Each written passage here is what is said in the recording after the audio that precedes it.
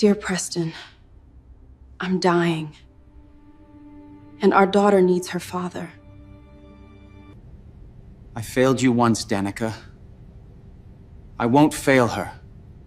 I'm coming. She has 3 months to live. Her only wish is for the billionaire CEO to meet the daughter. He never knew the city sprawled beneath him like a kingdom awaiting orders.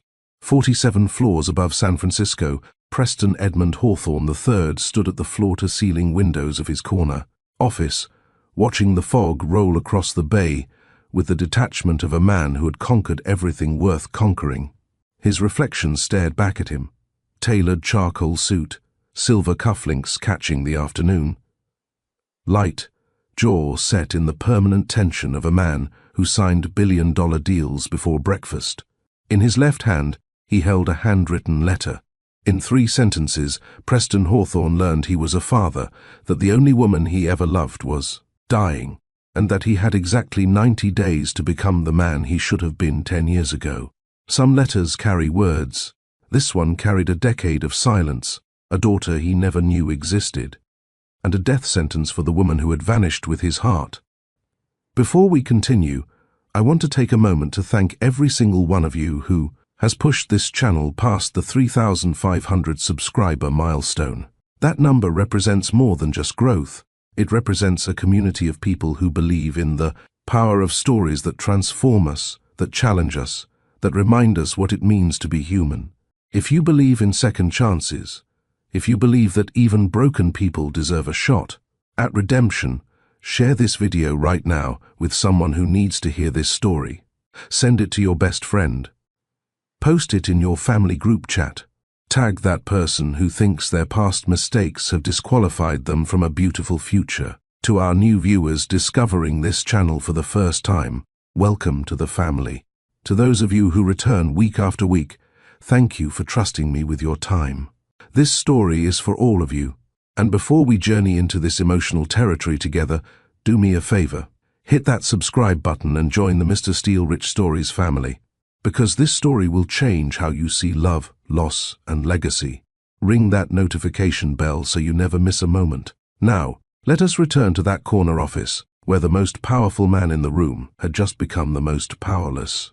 Preston Edmund Hawthorne III had built his life on control.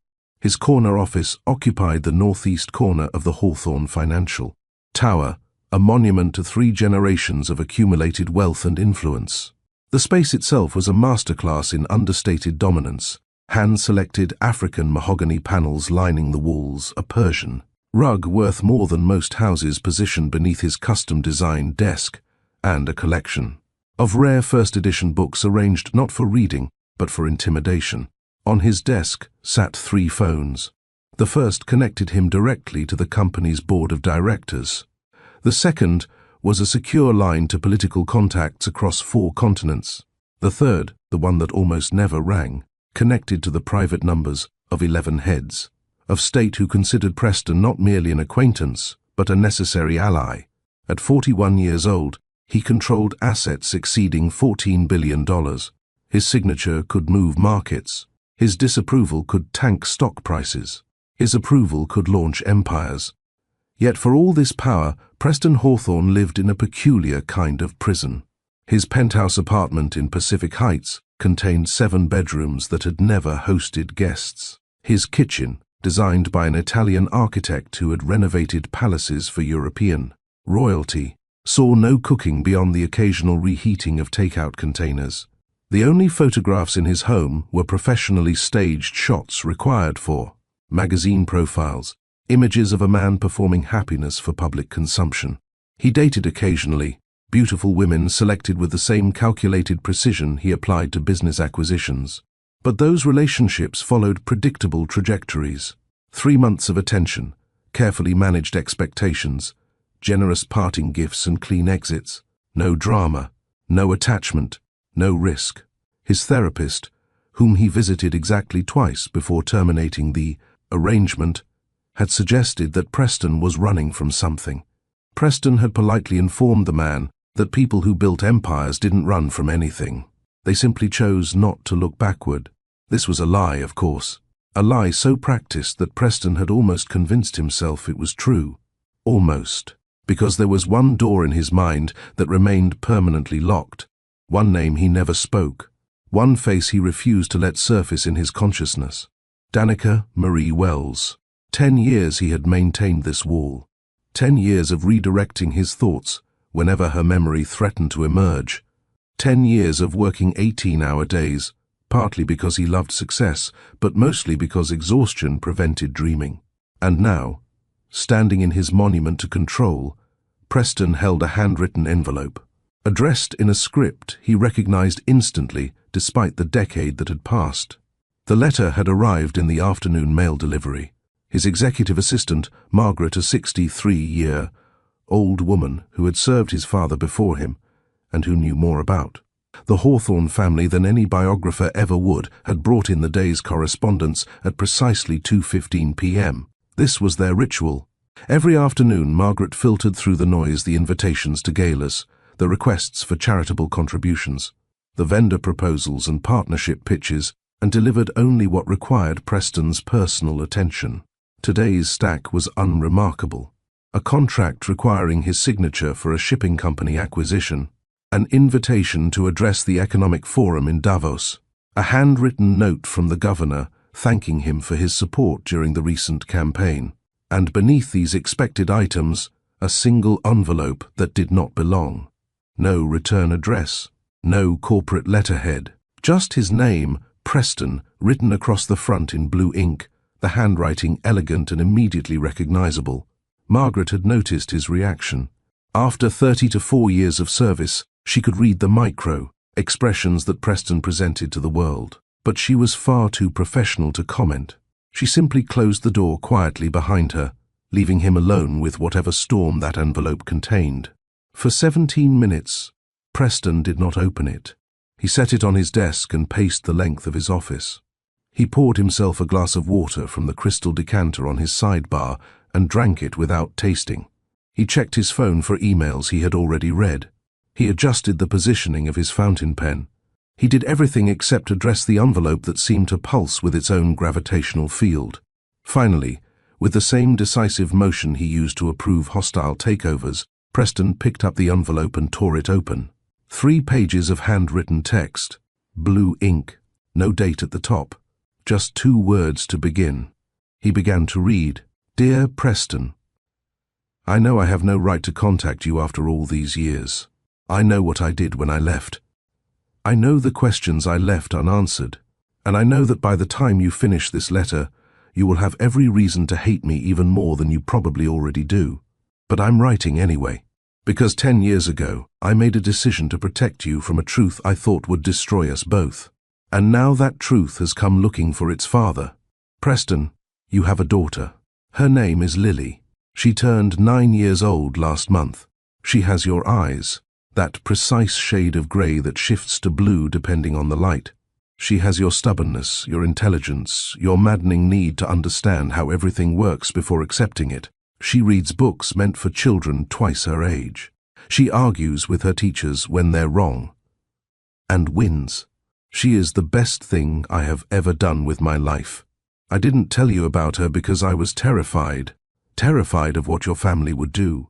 Terrified of the lawyers and the battles and the custody fights that your mother made very clear would consume everything. Terrified that in protecting Lily from that war, I would lose her entirely. So I ran. I took your daughter and I vanished, and I told myself every single day that I was keeping her safe. That someday, when the timing was right, I would reach out. I will explain. I would give you the chance you deserved. That timing never felt right. Days became months. Months became years. And I convinced myself that the longer I waited, the more impossible the truth became. But now there's no more time for waiting. Preston, I'm sick. The kind of sick that doesn't get better. The doctors say I have 3 months, maybe 4, if I respond well to treatment. They use phrases like quality of life and comfortable transition. And I understand what those phrases mean. I'm dying. And when I'm gone, Lily will have no one. Preston's hands had begun trembling somewhere around the word daughter. By the time he died, the tremor had spread to his entire body. His legs felt distant, uncertain. The room, this fortress he had built to hold the world at bay, seemed suddenly fragile. Constructed of nothing more substantial than paper and good intentions. He continued reading, though the words now swam before his vision. I don't expect your forgiveness. I'm not sure I would offer it if our positions were reversed. What I did was unforgivable, and I've lived with that knowledge every day for 9 years. But Lily deserves to know her father. And you deserve the chance to know your daughter, the daughter I stole from you. I've told her about you. Not everything, but enough. She knows you exist. She knows you're successful. She knows that things were complicated between us, but that you loved me once, and that whatever happened wasn't her fault. She wants to meet you. I'm asking you, begging you really, to give her that chance. Not for my sake, for hers. And if I'm being honest, for yours too. I live in Portland now. Small apartment in the Alberta district. Nothing like the world you inhabit, but it's home. We've been happy here, Lily and me. As happy as two people can be when they're carrying a secret this heavy. My number is at the bottom of this letter. I'll wait to hear from you. And if I don't hear, if you can't find it in yourself to respond, I'll understand. I'll figure something else out for Lily. I always have. But I hope you call. I hope you come. I hope that somewhere beneath the man I've watched from a distance all these years, the Preston I loved still exists. I hope so. Always, Danica. The letter slipped from Preston's fingers. It floated to the floor with an almost deliberate slowness, the pages, settling against the Persian rug like leaves falling in autumn. Preston watched it fall without moving to catch it. Then his legs gave way. He didn't sit so much as collapse into his leather chair, the furniture absorbing his weight with a soft exhale. His hands gripped the armrests with white-knuckled intensity, as if the chair itself might vanish if he released his hold. A daughter, 9 years old, named Lily. She had his eyes. Danica was dying. 90 days. The thoughts came in fragments, each one striking his consciousness like stones thrown into still water. He could not seem to assemble them into a coherent whole. They existed separately, orbiting the black hole that had opened in his chest. Outside his window, the city continued its indifferent afternoon rhythms.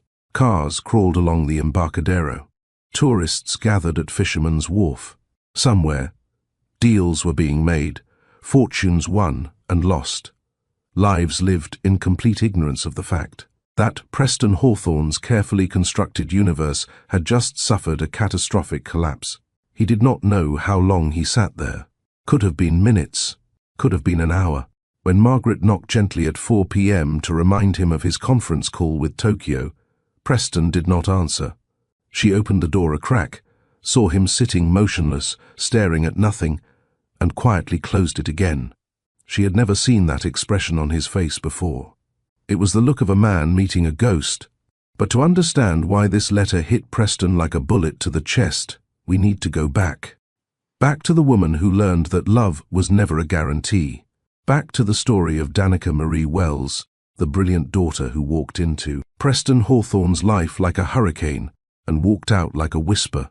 Back to where all of this truly began. Every survivor has an origin story.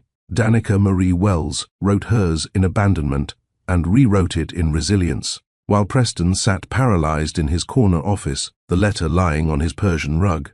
We must travel backward through time, before the letter, before the daughter was named Lily, before the love that would shake two worlds to their foundations.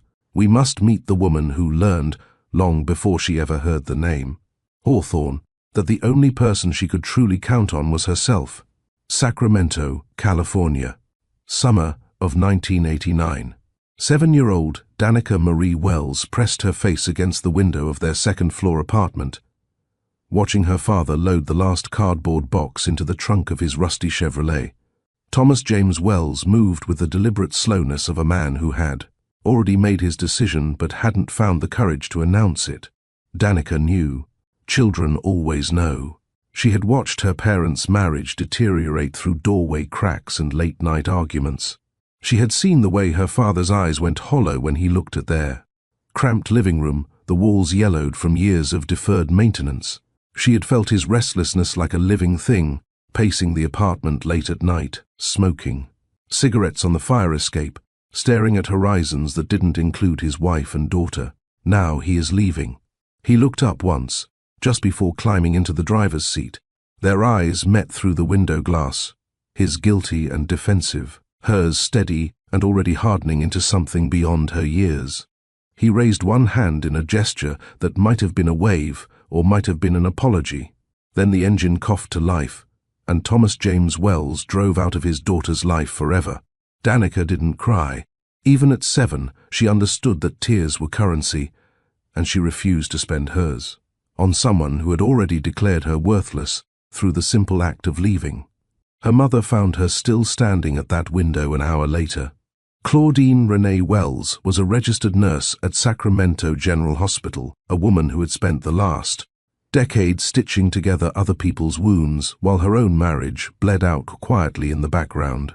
She was exhausted, heartbroken, and utterly unsurprised by her husband's departure.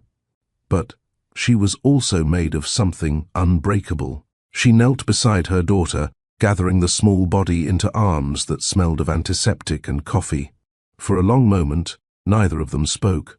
The apartment felt cavernous now, emptied of masculine presence, filled, instead, with the particular silence that follows abandonment. "Mama," Danica finally whispered, "why didn't he say goodbye?" Claudine pulled back, cupping her daughter's face between her palms. Her eyes held no false comfort, no pretty lies. "Because goodbyes require courage, baby girl, and your father ran out of courage a long time ago. Will he come back?" Claudine considered the question with the seriousness it deserved. She could have offered hope. She could have softened the blow with maybes and somedays. But Claudine Wells had been raised by a grandmother who believed that hard truths built stronger children than comfortable lies. "No," she said simply. "He won't." Danica absorbed this information the way she would absorb everything. In the years to come, completely, permanently, transformatively.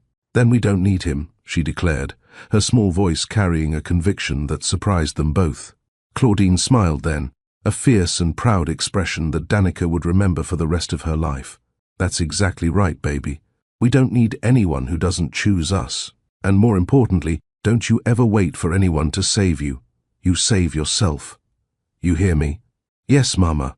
Promise me." "I promise." It was a covenant sealed in that cramped Sacramento apartment, witnessed only by afternoon sunlight and the fading rumble of Thomas Wells's departing car. A philosophy that would shape every decision Danica made for the next 30 years. Don't wait for anyone to save you. Save yourself. Claudine worked double shifts to keep their apartment, sometimes triple shifts during the holidays when overtime paid time and a half.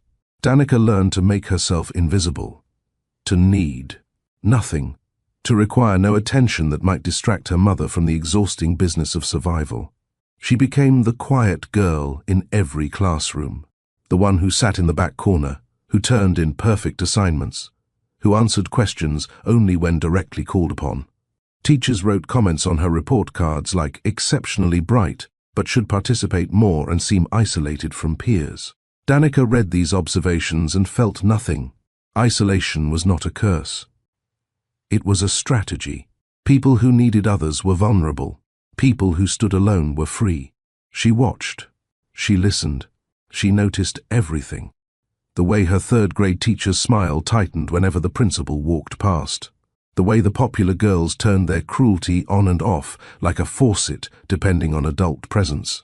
The way boys who seemed friendly in hallways became predatory in unsupervised corners.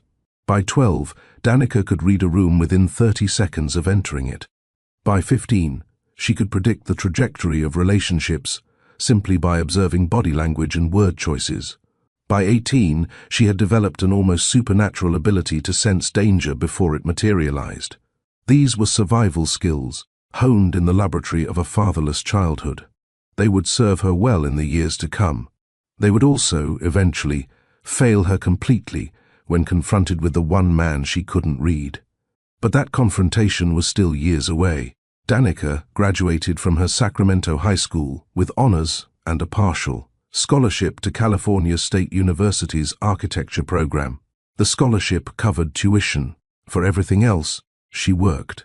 Waitressing, retail, a brief stint as a night security guard at a warehouse, where she studied structural engineering textbooks between rounds. Architecture had chosen her, not the reverse. At 14, she had accompanied Claudine to a hospital fundraiser, a rare mother-daughter outing made possible by a cancelled shift. The event was held in a newly constructed wing designed by a celebrated Oakland firm. Danica spent the evening ignoring the catered food and staring upward at the cathedral-like atrium, trying to understand how steel and glass and concrete could create something that felt almost sacred. "It makes you feel small," she murmured to herself, but not in a bad way. Small, like part of something bigger. A passing architect overheard her observation and stopped, genuinely startled by the insight. He spent 20 minutes explaining load-bearing principles and the psychology of spatial design to a teenager who absorbed every word with the intensity of a convert receiving scripture. That night, Danica knew what she wanted to build with her life. Not just buildings, permanence, stability, structures that would stand long after the fragile humans who created them had crumbled to dust. She wanted to leave marks on skylines. She wanted to create spaces where people felt safe, protected, held. All the things her father had never provided. Her undergraduate years passed in a blur of coursework and employment. She had no time for parties, limited patience for college drama, and exactly zero interest in the boys who occasionally attempted to pierce her reserve. Her classmates found her intimidating, her professors found her brilliant, and Danica found herself increasingly comfortable in her solitude. She graduated summa cum laude at 22 and accepted a position as an architectural assistant at Morrison & Reyes, a small but respected Oakland firm. The pay was modest. The hours were brutal. The work was primarily invisible, preparing materials for senior architects, correcting drafting, errors, attending meetings where she was expected to take notes and remain silent. But she was becoming someone. Every evening she called Claudine to report on her progress. Her mother, now in her late 40s with graying temples and chronic back pain from decades of nursing, listened with undisguised pride. "My daughter, the architect," Claudine would say, and Danica could hear the smile in her voice. "Not yet, Mama. I'm just an assistant. You won't be for long. I raised you to climb, baby girl. You don't know any other direction." She was right. By 24, Danica had earned a junior designer position. By 26, she was leading small projects under senior supervision. By 28, her designs favored clean lines, sustainable materials, and a particular attention to natural light that reviewers described as quietly transformative. She dated occasionally, careful, controlled interactions with men who understood that her career came first and emotions came never. These relationships ended predictably when partners pushed for more than Danica was willing to give. "You're impossible to reach," one frustrated boyfriend complained during their final conversation. "Then stop reaching," she replied, not unkindly. "We'll both be happier." At 31 years old, Danica Marie Wells had constructed exactly the life she'd promised herself in that Sacramento apartment. Independent, successful, untouchable. She answered to no one. She needed no one. She had saved herself, just as Claudine taught her. And then a consulting project landed on her desk. A collaborative venture between Morrison & Reyes and a San Francisco development corporation planning a mixed-use complex in the Mission District. The corporation was called Hawthorne Development. The project lead was Preston Edmund Hawthorne III. The conference room on the 34th floor of Hawthorne Financial Tower was designed to intimidate. Danica recognized the tactic immediately. The oversized table, the strategic placement of windows to backlight whoever sat at the head position, the subtle height difference between the executive chairs and the visitor seating. She catalogued these details with professional interest while taking her assigned seat at the far end of the table. As the junior member of the Morrison & Reyes consulting team, her role was clearly defined. Observe, take notes, and under no circumstances speak unless directly addressed. This was her first exposure to genuine corporate wealth. Oakland had its share of successful businesses, but nothing approaching the concentrated power radiating from every surface of this room. The artwork alone, 2 original Rothkos flanking the entrance, was worth more than her firm's annual revenue. Danica adjusted her modest blazer, suddenly conscious of how out of place her Target wardrobe appeared against this backdrop of understated luxury. But she refused to shrink. Claudine Wells hadn't raised a shrinking daughter. The Hawthorne delegation filed in with the casual confidence of people who had never questioned their right to occupy any space they chose: legal counsel, financial advisors, project managers with leather portfolios and titanium pens. And then Preston Edmund Hawthorne III entered. Danica had researched him, of course. Business publications painted him as a ruthless negotiator, a visionary developer, and the heir to a family fortune that stretched back 4 generations. Photographs showed a conventionally handsome man with sharp features and expensive tailoring, but photographs had failed to capture the particular energy he carried into a room. He wasn't especially tall, perhaps 6 feet, no more. His suit was impeccable but not ostentatious. His hair, dark brown with premature silver threading at the temples, was styled with the careful casualness that required significant effort to appear effortless. What struck Danica was his eyes, grey. Not blue-grey or green-grey, but true grey, the colour of February storm clouds. And beneath the polished corporate exterior, those eyes held something she recognized instinctively: hunger. Not for money or power, he had those in abundance, but for something else, something he probably couldn't name himself. She filed this observation away and returned her attention to a notebook as the meeting commenced. For 90 minutes, senior architects and Hawthorne executives exchanged proposals, timelines, and budget projections. Danica recorded everything in her precise handwriting, watching the power dynamics shift and settle like tectonic plates beneath a mountain range. Preston led the discussion with practiced authority. His questions were sharp, his observations sharper. When Morrison and Reyes's lead architect suggested an aggressive construction timeline, Preston dismantled the proposal. In 3 sentences, exposing logistical weaknesses the senior architect had clearly hoped to gloss over. No one challenged him. The dynamic was obvious. Preston Hawthorne spoke, others listened, and disagreement was neither expected nor welcomed. Then he made his mistake. During a presentation of preliminary design concepts, Preston pulled up a slide, showing the proposed foundation specifications for the mixed-use complex. He spoke confidently about load-bearing calculations and material requirements, clearly accustomed to commanding respect on technical matters. But something in the numbers didn't match. Danica frowned, reviewing her notes from the pre-meeting briefing.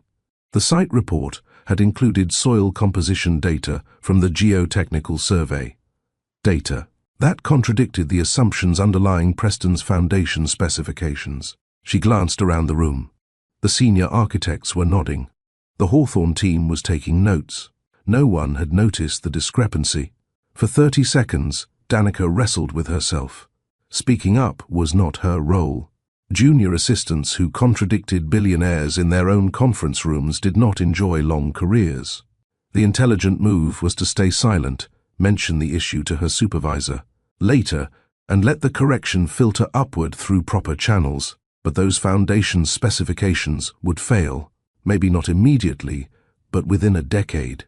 The soil composition in that section of the Mission District contained clay deposits that would shift under the proposed load calculations. The building would settle unevenly. Cracks would form. Structural integrity would compromise. People could be hurt. Danica raised her hand. The room went silent. Every head turned toward the far end of the table, where the quiet woman in the modest blazer had just done something unprecedented. Preston's expression cycled through several emotions in rapid succession: surprise, irritation, curiosity. He settled on a polite condescension that Danica recognized from every man who had ever underestimated her. "Yes, Miss Wells, Danica Wells." Her voice remained steady. "I apologize for the interruption, Mr. Hawthorne, but there's an error in your foundation specifications. The temperature in the room dropped several degrees. Preston's legal counsel leaned forward with predatory interest. The Morrison and Reyes lead architect looked physically ill. An error, Preston repeated, his tone perfectly neutral. Yes, sir. Your load-bearing calculations assume uniform soil composition across the site. But the geotechnical survey from March, page 47 of the preliminary report, indicates significant clay deposits in the northwest quadrant. Clay expands and contracts with moisture variation. Under your current specifications, differential settlement would occur within 7 to 10 years. The building would shift. Structural damage would be inevitable. She delivered this assessment without defensiveness or apology. These were facts. Facts didn't require emotional packaging. Preston stared at her for a long moment. The room held its breath. Then he picked up his tablet, scrolled to the referenced page, and read silently for nearly 2 minutes. When he looked up, his expression had transformed entirely. You're right, he said, simply. Without qualification. We would have caught this during detailed engineering, but you're absolutely right. These specifications need revision. No one challenged him. Ever.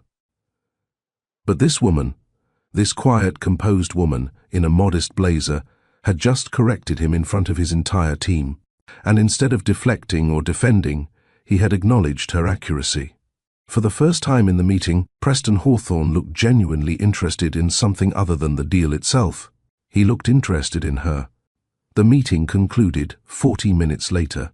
Danica gathered her materials with the same methodical precision she applied to everything, ignoring the pointed looks from her supervisor and the whispered conversations clearly discussing her audacity. She expected repercussions, perhaps a formal reprimand, possibly reassignment from the project. She had violated unspoken protocols, and corporate environments rarely forgave such violations regardless of whether the violator was correct. What she did not expect was Preston Hawthorne waiting in the hallway. He leaned against the wall beside the elevator bank with studied casualness, scrolling through his phone with apparent disinterest. But when Danica emerged from the conference room, he looked up immediately. Miss Wells. A moment. It was phrased as a question, but delivered as a command. Danica considered refusing. She owed this man nothing, and his wealth did not entitle him to her time. But curiosity had always been her weakness. Of course, Mr. Hawthorne. He fell into step beside her, matching her pace as they walked toward the elevator. Up close, he seemed less imposing than he had in the conference room. The armor of corporate authority seemed thinner here, more permeable. Your observation during the presentation, he began, regarding the soil composition, was accurate, Danica finished. As you confirmed, something flickered across his features. Amusement? Surprise? You don't lack confidence. Confidence and accuracy aren't the same thing, Mr. Hawthorne. I happen to have both in that instance. He stopped walking. She stopped with him. You were right, he said. The words seemed to cost him something. Not pride exactly, but effort. As if genuine admission was a language he rarely spoke. I've reviewed the complete geotechnical survey since the meeting. Your analysis was correct in every particular. The foundation specifications need significant revision. Danica nodded, accepting this confirmation without visible satisfaction. I'm glad the error was identified before construction began. It was identified because you spoke up when no one else would. He studied her with an intensity that might have been unsettling from a less controlled man. Why did you? Because the building would have failed. People would have been hurt. You could have informed your supervisor privately. Let the correction filter through appropriate channels. Protect your position. I could have, Danica agreed. But appropriate channels take time. And the longer an error persists unchallenged, the more momentum it gains. Better to address problems directly. Preston was quiet for a moment. When he spoke again, his voice had lost some of its boardroom polish. No one challenges me, ever. It's the unfortunate consequence of accumulated authority. Everyone is so focused on agreeing with me that errors go unnoticed until they become catastrophes. Then you should hire people willing to disagree with you. Perhaps I should. He smiled then. Not the practiced smile of corporate photographs, but something genuine, almost boyish. It transformed his face entirely, revealing the human beneath the executive. "Have coffee with me." The request caught Danica off guard. She had expected many outcomes from this conversation. None of them involved coffee invitations. "That's not a question," she observed. "No," he admitted. "It's not. But I'm learning that you respond better to directness than to social niceties." He wasn't wrong. Danica appreciated people who said what they meant. The corporate world was drowning in euphemisms and polite misdirection. Preston's bluntness was almost refreshing. But her instincts, those survival mechanisms honed over 2 decades, were sounding quiet alarms. This man represented everything she had trained herself to avoid. Wealth she couldn't match. Power she couldn't counter. A world where she would always be the outsider, the interloper, the woman from the wrong side of consequence. "I don't mix professional and personal relationships, Mr. Hawthorne." "Preston," he corrected. "And this wouldn't be mixing anything. This would be one coffee, 2 colleagues discussing soil composition and structural engineering. Unless you find geotechnical surveys unbearably romantic." Despite herself, Danica laughed. It was a small sound, barely more than an exhale, but Preston's eyes lit up as if she had given him a gift. "I know what you're doing," she said. "Do you? You're intrigued because I contradicted you. It's a novel. Exciting, a break from the monotony of universal agreement, but novelty fades. And when it does, you'll lose interest and move on to the next distraction." Preston absorbed this assessment without offense. "You've clearly dealt with wealthy men before." "I've dealt with men. Wealth is just amplification." "Fair." He tucked his hands into his pockets, a surprisingly vulnerable gesture from someone who controlled billions. "But here's what you don't know about me. I haven't been genuinely intrigued by anyone in years. The people in my life are there because they want something from me: access, money, influence. But you walked into that conference room wanting nothing except to do your job well, and when you saw something wrong, you fixed it, regardless of the consequences." His voice softened. "I've forgotten what that looks like. Integrity without agenda, honesty without calculation. I'd like to remember." There was something in his eyes that Danica's survival instincts couldn't categorize. Not hunger exactly, though that was present too. Something lonelier, something lost. She knew she should refuse. Every lesson her mother had taught, every wall she had built, every promise she had made to herself, they all pointed toward polite rejection and professional distance. But something in his eyes looked hungry for something real. "One coffee," she heard herself say. "That's it." Preston's smile widened, and Danica felt the first tremor of what would eventually become an earthquake. They walked to a small cafe 2 blocks from Hawthorne Tower, discussing foundation engineering and load calculations while autumn wind scattered leaves across San Francisco sidewalks.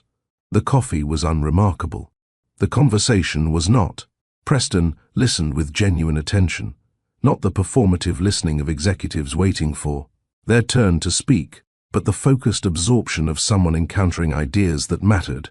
Danica found herself relaxing incrementally, her carefully maintained defenses lowering by degrees she didn't notice until they were already compromised.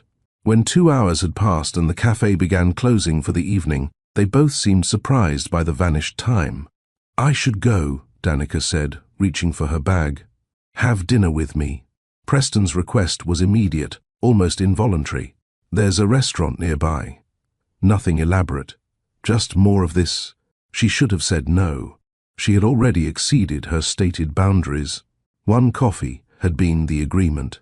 But boundaries, like promises, sometimes bend under pressure they weren't designed to withstand. "One dinner," she said. That's it. One coffee became a lifeline, but neither of them knew they were building a love story on borrowed time. To understand Preston Edmund Hawthorne III, you must first understand the empire that created him. The Hawthorne dynasty began in the calloused hands of Edmund Charles Hawthorne Sr., a Kentucky coal miner's son who arrived in San Francisco in 1962 with $11, a borrowed suit, and an ambition that bordered on pathological. The story had been sanitized for corporate biographies. The handsome young man from humble origins who built a real estate empire through vision and determination. The truth was considerably less romantic. Edmund Sr. possessed a particular genius for identifying weakness in others and exploiting it without mercy. He bought distressed properties from widows who couldn't afford property taxes. He undercut competitors through methods that skirted legality without quite crossing it. He cultivated relationships with city officials through generosity that expected and received favorable treatment in return. By 1975, Hawthorne Development Corporation owned significant portions of downtown San Francisco. By 1985, the company had expanded into commercial development across 3 states. By the time Edmund Sr. died in 1992, the Hawthorne family fortune exceeded $2 billion. His son, Edmund Jr., proved a competent steward but an uninspired leader. The empire maintained its position without expanding it. Edmund Jr. seemed content to manage what his father had built rather than building anything new. But Edmund Jr. married brilliantly. Genevieve Margot Caldwell came from Boston money, old money, the kind that considered the Hawthornes nouveau riche despite their billions. She was educated at Wellesley, possessed a law degree from Harvard she had never used professionally, and carried herself with the particular confidence of a woman who had never encountered a room she couldn't dominate. Where Edmund Jr. was cautious, Genevieve was bold. Where he hesitated, she acted. Within 5 years of their marriage, she had effectively assumed control of Hawthorne Development, strategic direction, while allowing her husband the comfortable fiction of leadership. She expanded aggressively into international markets. She diversified holdings into technology, manufacturing, and financial services. She transformed a successful real estate company into a diversified conglomerate that touched nearly every sector of the American economy. And in 1983, she gave birth to Preston Edmund Hawthorne III. From his first breath, Preston was not a child. He was an investment, a legacy carrier, the vessel through which Hawthorne greatness would extend into another generation. His nursery was designed by an interior architect who specialized in developmental psychology, every color and texture selected to optimize cognitive growth. His nannies were required to hold advanced degrees in early childhood education. His toys were chosen for their educational value rather than their entertainment potential. By 3, Preston could read. By 5, he was studying Mandarin with a private tutor. By 7, he attended the most exclusive preparatory academy in Northern California, where his classmates included children of senators, technology founders, and European aristocrats. Summers were not for leisure. They were for enrichment, coding camps in Silicon Valley, leadership programs in Switzerland, cultural immersion experiences in Tokyo and London and Dubai. Every moment was scheduled, evaluated, optimized for maximum return on the considerable investment Genevieve was making in her son's development. Preston excelled. Of course he did. Excellence was the only acceptable outcome in the Hawthorne household. Anything less than first place was a failure. Anything less than perfect was inadequate. Genevieve had no interest in raising a child. She was engineering an heir. Stanford University accepted Preston's application the winter of his senior year. He graduated summa cum laude, with a degree in finance and a minor in architectural design, a nod to his personal interests that Genevieve had permitted as long as it didn't interfere with his primary trajectory. Stanford Business School followed, where Preston consistently ranked at the top of his cohort while building a network of future power brokers who would serve the Hawthorne empire for decades to come. Every privilege imaginable was his: private jets, unlimited expense accounts, access to circles of influence that most people never knew existed. But privilege came with a price: expectations, scrutiny, conditional love. Edmund Jr. died suddenly when Preston was 27, a massive stroke that took him between the first and second holes of his regular Thursday golf game. The funeral was attended by governors and CEOs and society figures who had considered Edmund Jr. a pleasant if unremarkable man. Preston grieved privately, uncertain whether he mourned his father or simply the idea of having had one. Preston joined Hawthorne Development Corporation officially at 24, Though he had been working summers and holidays since his 16th birthday, his title was Vice President of Strategic Development, a position created specifically for him, designed to provide authority while keeping him firmly under his mother's supervision. Genevieve, now in her early 60s but showing no signs of relinquishing control, treated Preston's professional development with the same relentless precision she applied to everything. Every decision he made was reviewed, analyzed, critiqued. Every relationship he formed was evaluated for strategic value to the family enterprise. Business associates were acceptable if they brought useful connections. Personal relationships were acceptable if they enhanced the Hawthorne brand. Romantic attachments were acceptable only if they met a rigorous set of criteria: appropriate family background, suitable education, compatible social standing, and most importantly, willingness to subordinate personal identity to the demands of the dynasty. Preston dated the daughters of board members and the sisters of business partners. These women understood the arrangement.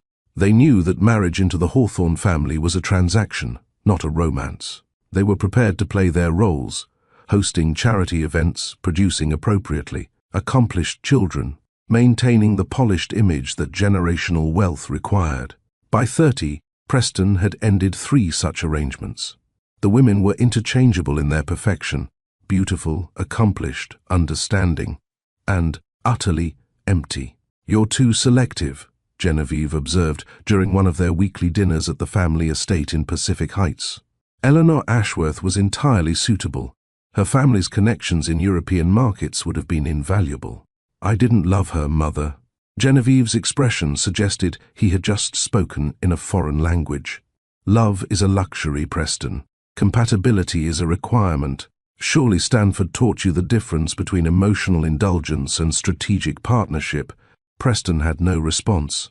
There was never any response that Genevieve would accept. By every metric that mattered to his family, Preston Edmund Hawthorne III was an extraordinary success. He had closed deals worth billions. He had expanded the company's footprint into South American markets. He had earned the respect, or at least the deference, of every major player in international development. But inside, Preston was drowning. He had never been allowed to fail. He had never been allowed to choose. He had never been allowed to want something simply because he wanted it. His life was a performance staged for an audience of one, his mother, whose approval was the only currency that mattered, and whose love was measured in performance reviews rather than affection. Every accomplishment was met not with celebration, but with expectations for the next accomplishment. Every success was simply the baseline for greater success to follow. At 31, Preston could close a billion-dollar acquisition without raising his pulse. He could address rooms of intimidating executives without a tremor of uncertainty. He could navigate the treacherous waters of international business with the confidence of someone raised for exactly this purpose. But he could not answer a simple question. Who was he outside the Hawthorne name? He had no hobbies that weren't professionally advantageous, no friendships that weren't strategically valuable, no desires that hadn't been pre-approved by the machinery of the dynasty. He was a role rather than a person, a function rather than an individual. The penthouse apartment that overlooked the San Francisco skyline felt less like a home than a holding cell. The women who passed through his life felt less like partners than props.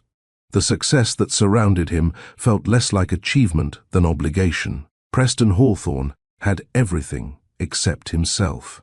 And then he walked into that conference room and met a woman in a modest blazer, who corrected his soil composition calculations without a moment's hesitation. One coffee became dinner that first evening. Dinner became a standing Wednesday appointment that neither of them officially acknowledged. Wednesday appointments expanded to include weekend afternoons, then evening, phone calls, then text conversations that stretched past midnight.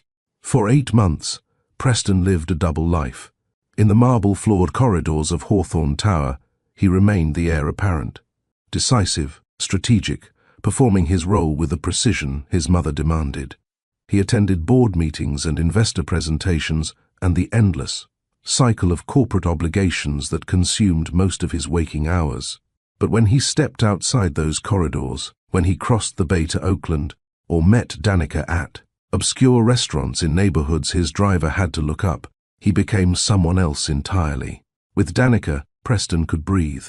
He took her to the expensive restaurants his world expected, the Michelin-starred establishments where sommeliers addressed him by name and chefs emerged from kitchens to personally present tasting menus. But he also discovered, through her, an entirely different geography of pleasure. Hole-in-the-wall taco shops in the Mission District where the owner's grandmother made fresh tortillas every morning, Ethiopian restaurants in Oakland where they ate with their hands and laughed at their own clumsiness, Vietnamese bakeries in San Jose where coffee cost $2 and the food was better than anything served at his exclusive clubs. Danica introduced him to the real Oakland, not the gentrifying neighborhoods where developers like himself were transforming working-class communities into luxury condominiums, but the Oakland that still remembered what it was before money arrived. She showed him murals painted by local artists on warehouse walls.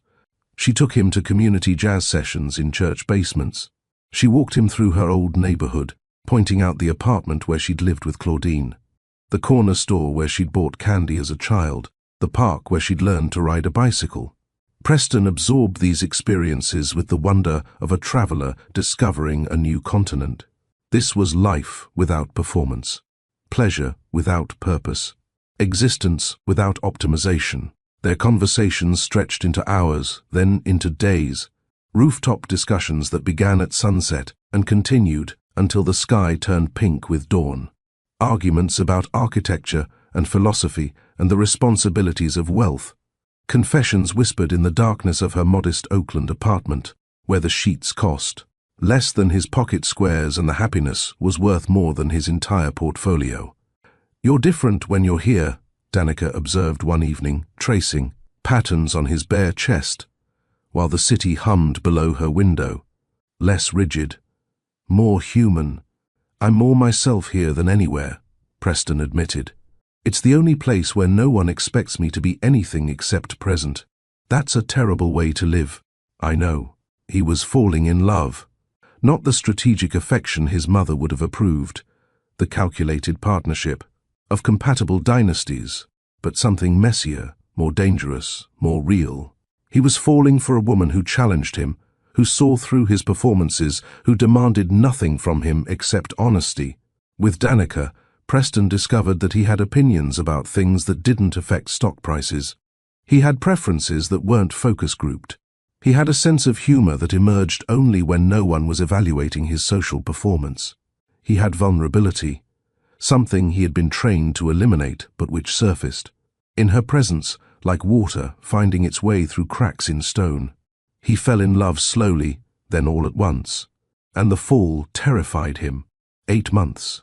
243 days, countless hours of conversation, intimacy, connection, and in all that time, Danica never met his mother. She never attended company events. She was never introduced to board members or business partners or the constellation of important people who populated Preston's professional universe. She existed in the margins of his life, precious but invisible, cherished but unacknowledged. Preston told himself this was for her protection. His world was brutal. The people who surrounded him were skilled at identifying weakness and exploiting it. If his mother discovered that he was seeing a woman who didn't meet her criteria, a woman of modest means, ordinary background, no strategic value to the dynasty, she would move to eliminate the relationship with the same efficiency she applied to hostile acquisitions. But honesty, when it finally arrived, was less flattering. He wasn't protecting Danica. He was protecting himself. He was afraid of confrontation, afraid of choosing between the woman he loved and the family that had shaped his entire identity, afraid of discovering that when forced to decide, he might not choose correctly. He was afraid his mother would disapprove. He was right. Genevieve Margot Hawthorne had surveillance on her son that went beyond simple parental concern. Her network of informants, assistants, drivers, building security personnel reported on Preston's activities with the thoroughness of intelligence operatives. She knew about the Oakland apartment. She knew about the woman who occupied it. She was simply waiting for the appropriate moment to intervene. But Preston remained oblivious to this scrutiny. Too intoxicated by newfound happiness to notice the gathering storm, he continued meeting Danica in hidden corners of the Bay Area, continued living his compartmentalized existence, and continued believing that he could maintain both worlds indefinitely. Danica, for her part, said nothing about the arrangement. She had been raised to expect nothing from others. If Preston wanted to keep her separate from his official life, she would accept that boundary the way she had accepted every limitation life had imposed. But acceptance and understanding were different things. Late at night, when Preston had returned to his Pacific Heights penthouse, and she was alone in her Oakland apartment, Danica stared at the ceiling and wondered what it meant to love a man who kept you hidden. Was she a sanctuary or a secret?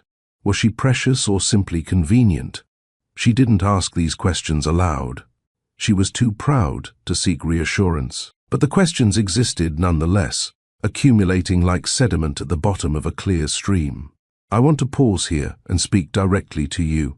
If you've ever loved someone who kept you hidden, drop a comment below. Let me know if you've ever been someone's secret, because Danica's story might be closer to your own than you think. Maybe you were the person they saw on weeknights, but never introduced to their friends. Maybe you were the phone call they answered in private but ignored in public. Maybe you gave your whole heart to someone who gave you only the parts of their life they could afford to share. That experience leaves marks. I know it does. And if that's you, I want you to know your story matters. Your feelings are valid, and you deserve more than the margins of someone else's life.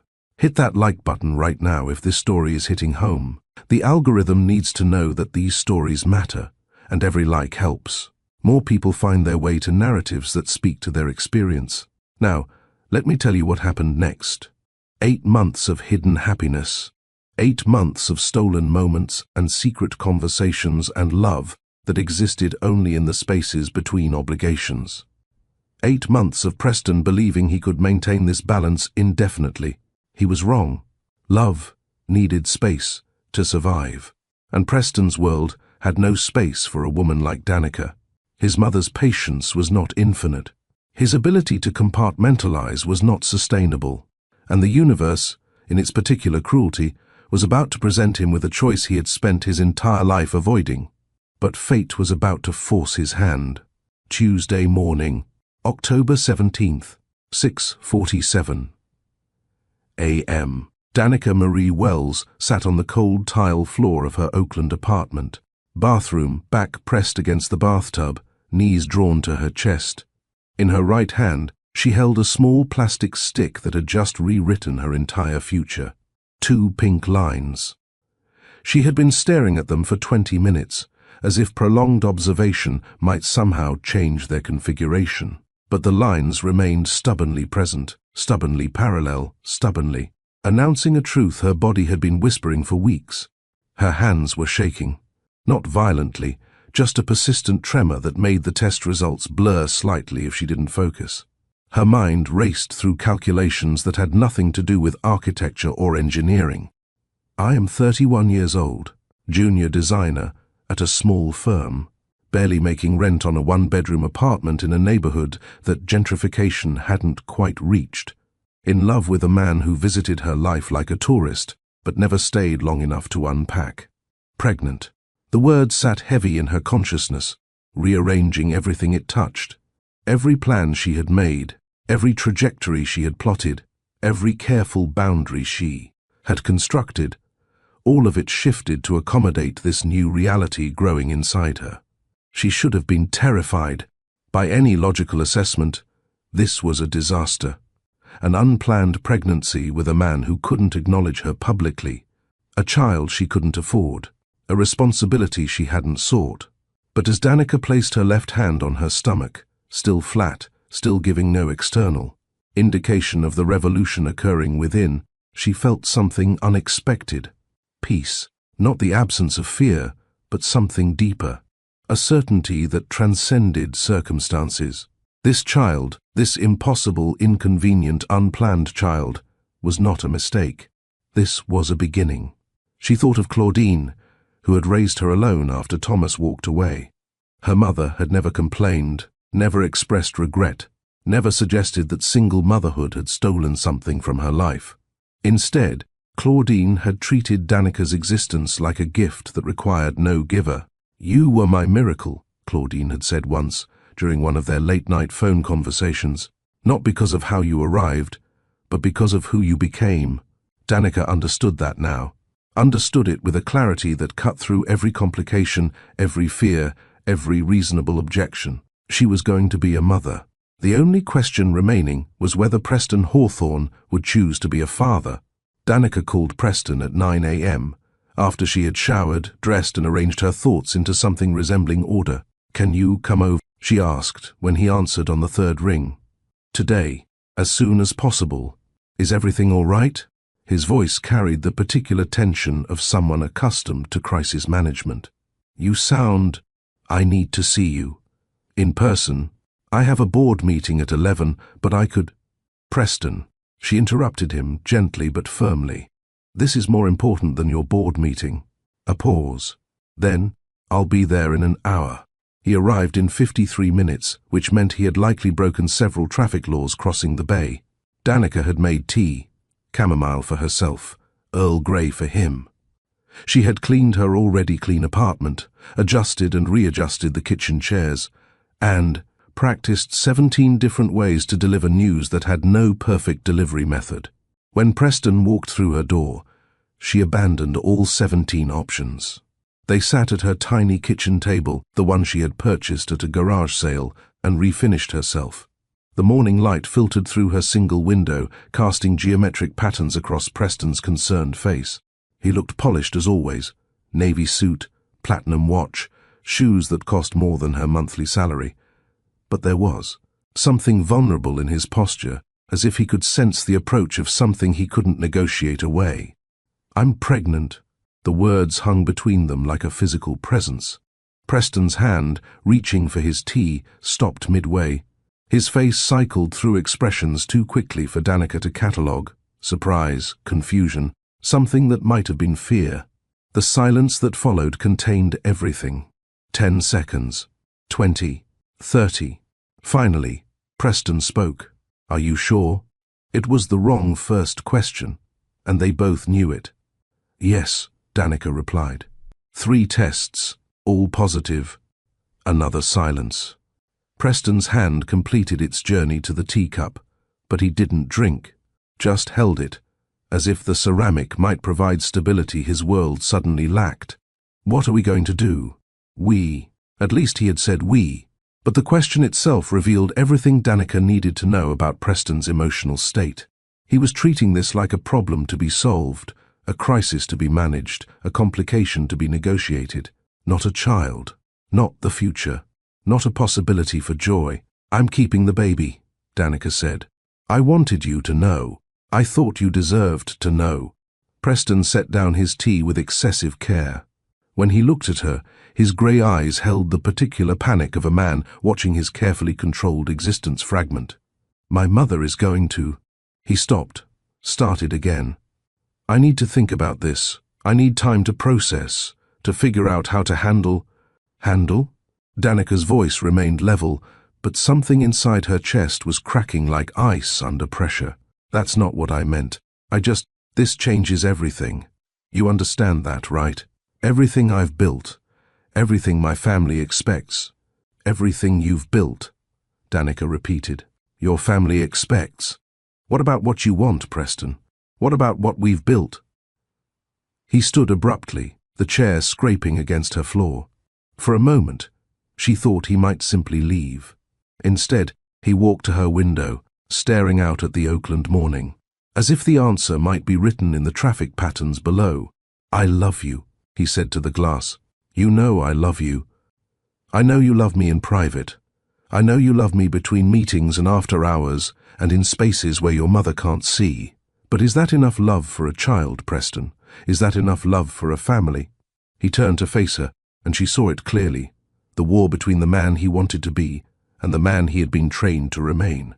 But wars require courage, and Preston's courage had always been situational, professional, limited to boardrooms and contracts. He crossed to her, kissed her forehead with devastating gentleness, and said the words that would echo in her mind for the next decade. "I need to think about this." Then he left. Danica sat at her kitchen table for an hour after Preston's departure, her tea growing cold, her heart growing colder. She didn't cry. Tears would have been easier than the crystalline clarity that settled over her like morning frost. She understood now. Understood with the brutal honesty that pregnancy, hormones and abandoned tea demanded, exactly who Preston Hawthorne was. Not a bad man. Not cruel or careless or deliberately harmful. Just weak. Weak in the specific way that wealth often creates, an inability to choose discomfort, to risk disapproval, to stand against the machinery that had shaped him. Preston would always love her, she believed that. But his love would always come with conditions, with boundaries, with careful limitations designed to prevent it from disrupting his real life. And a child could not live in the margins. A child could not be a secret visited between board meetings. A child deserved to be claimed, celebrated, chosen without reservation or qualification. If Preston couldn't stand up now when it mattered most, now when new life demanded courage, he never would. Danica placed her hand on her stomach again, feeling the promise of the person growing within. Her child would not spend life waiting for their father to find his courage. Her child would not learn that love came with conditions and qualifications and careful boundaries. Her child would know only that they were wanted, wholly and completely, by at least one parent who would choose them over everything else. "It's going to be okay," she whispered to the life inside her. "We're going to be okay." She would not raise her child in the shadow of a man who hesitated when he should have rejoiced. 3 days passed. 3 days of silence from Preston. 3 days of Danica going to work, managing projects, pretending that her entire world hadn't shifted on its axis. On the third evening, Friday, October 20th, 6:15 p.m., someone knocked on her apartment door. Danica's heart lurched. Preston had a key but always knocked anyway, a gesture of respect for her space that she had once found endearing. She smoothed her hair, straightened her shoulders, and opened the door. But it wasn't Preston standing in her hallway. It was Genevieve Margot Hawthorne. Preston's mother stood before Danica's threshold like visiting royalty gracing a peasant's hovel. She was immaculate, a tailored cream coat despite the warm evening, pearl earrings that caught the hallway's fluorescent lighting, silver hair arranged in a chignon that had probably required an hour to achieve its appearance of effortlessness. Her face was a masterclass in controlled expression, not hostile, not friendly, simply present with the patience of someone who had never doubted their welcome anywhere. "Miss Wells," she said. Not a greeting. An identification. "May I come in?" It was phrased as a question but delivered as a foregone conclusion. Danica stepped aside, not from politeness but from curiosity. She had wondered when this confrontation would occur. Preston might hesitate, but Genevieve Margot Hawthorne had never hesitated about anything in her life. Genevieve entered the apartment with the measured steps of someone surveying a property for purchase. Her eyes catalogued everything: the second-hand furniture, the cramped kitchen, the single window, the stack of architectural journals that served as both professional reading and coffee table. She settled onto Danica's couch with practiced grace, managing to make the worn furniture appear as if it had failed to meet her standards rather than the reverse. "Would you like tea?" Danica offered, not because she wanted to serve this woman, but because activity felt safer than stillness. "That won't be necessary. This won't take long." Danica sat in the chair across from her uninvited guest, maintaining eye contact, with the determination of someone refusing to yield territory in their own home. "You know who I am," Genevieve began. "I do. Then you know why I'm here." "I can guess." Genevieve's smile was a corporate gesture, designed to appear warm while generating no actual heat. "My son told me about your situation." Situation, not pregnancy, not a grandchild. Situation. "I see. Preston is not ready for fatherhood," Genevieve continued, her tone conversational, almost sympathetic. "He's certainly not ready for marriage, despite what promises he might have made in private moments. The boy, and he is still very much a boy in matters of the heart, has been protected from consequences his entire life. This protection has made him successful in business but utterly unprepared. For the kind of responsibility you're asking him to accept, I haven't asked him for anything, haven't you? Genevieve's eyebrow rose slightly. You've presented him with a situation that demands action. That is, in itself, a request. She reached into her coat pocket and withdrew a piece of paper, folded once, which she placed on the coffee table between them. I could threaten you, Genevieve said, still maintaining that conversational tone. I could tell you about the lawyers I employ, the investigations I could launch, the custody battles that would exhaust you financially and emotionally before they even reached a courtroom.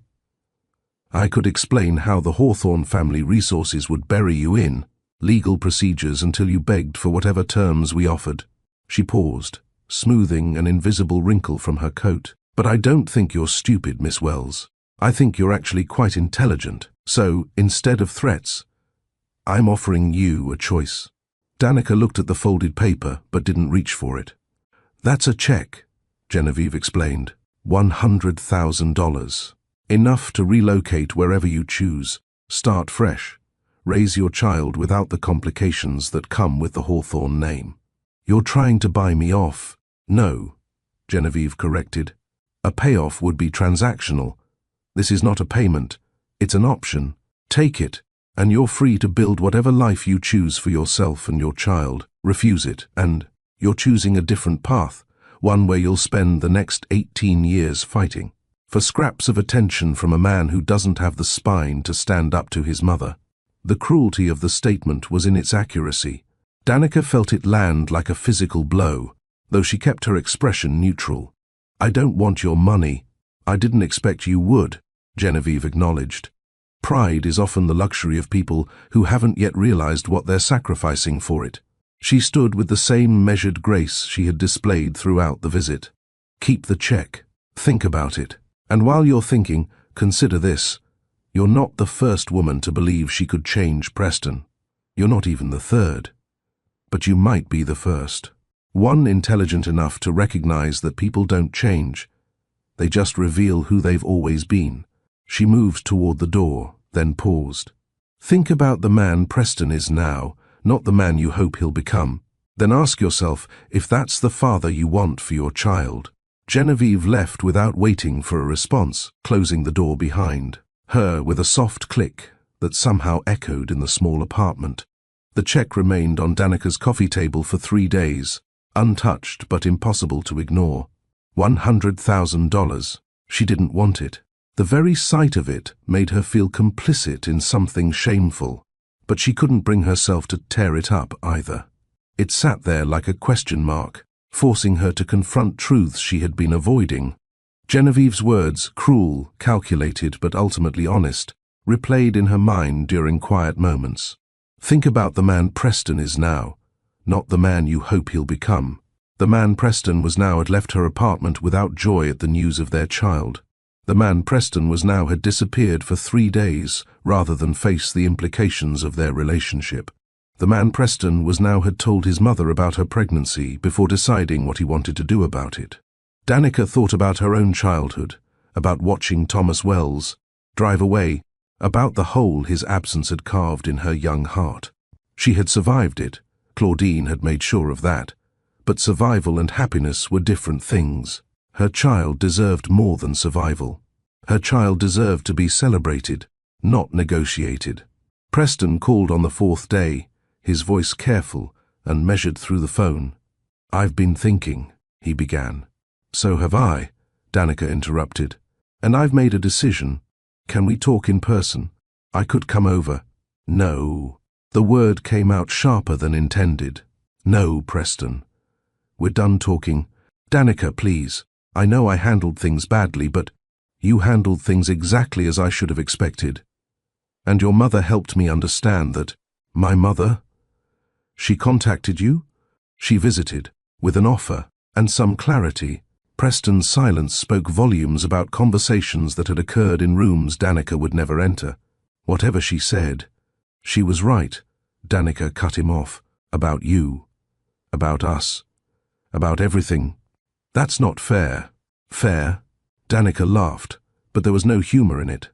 Fair would be you choosing us without hesitation. Fair would be you standing up to your mother instead of reporting to her. Fair would be you being the man I fell in love with instead of the heir you were trained to be.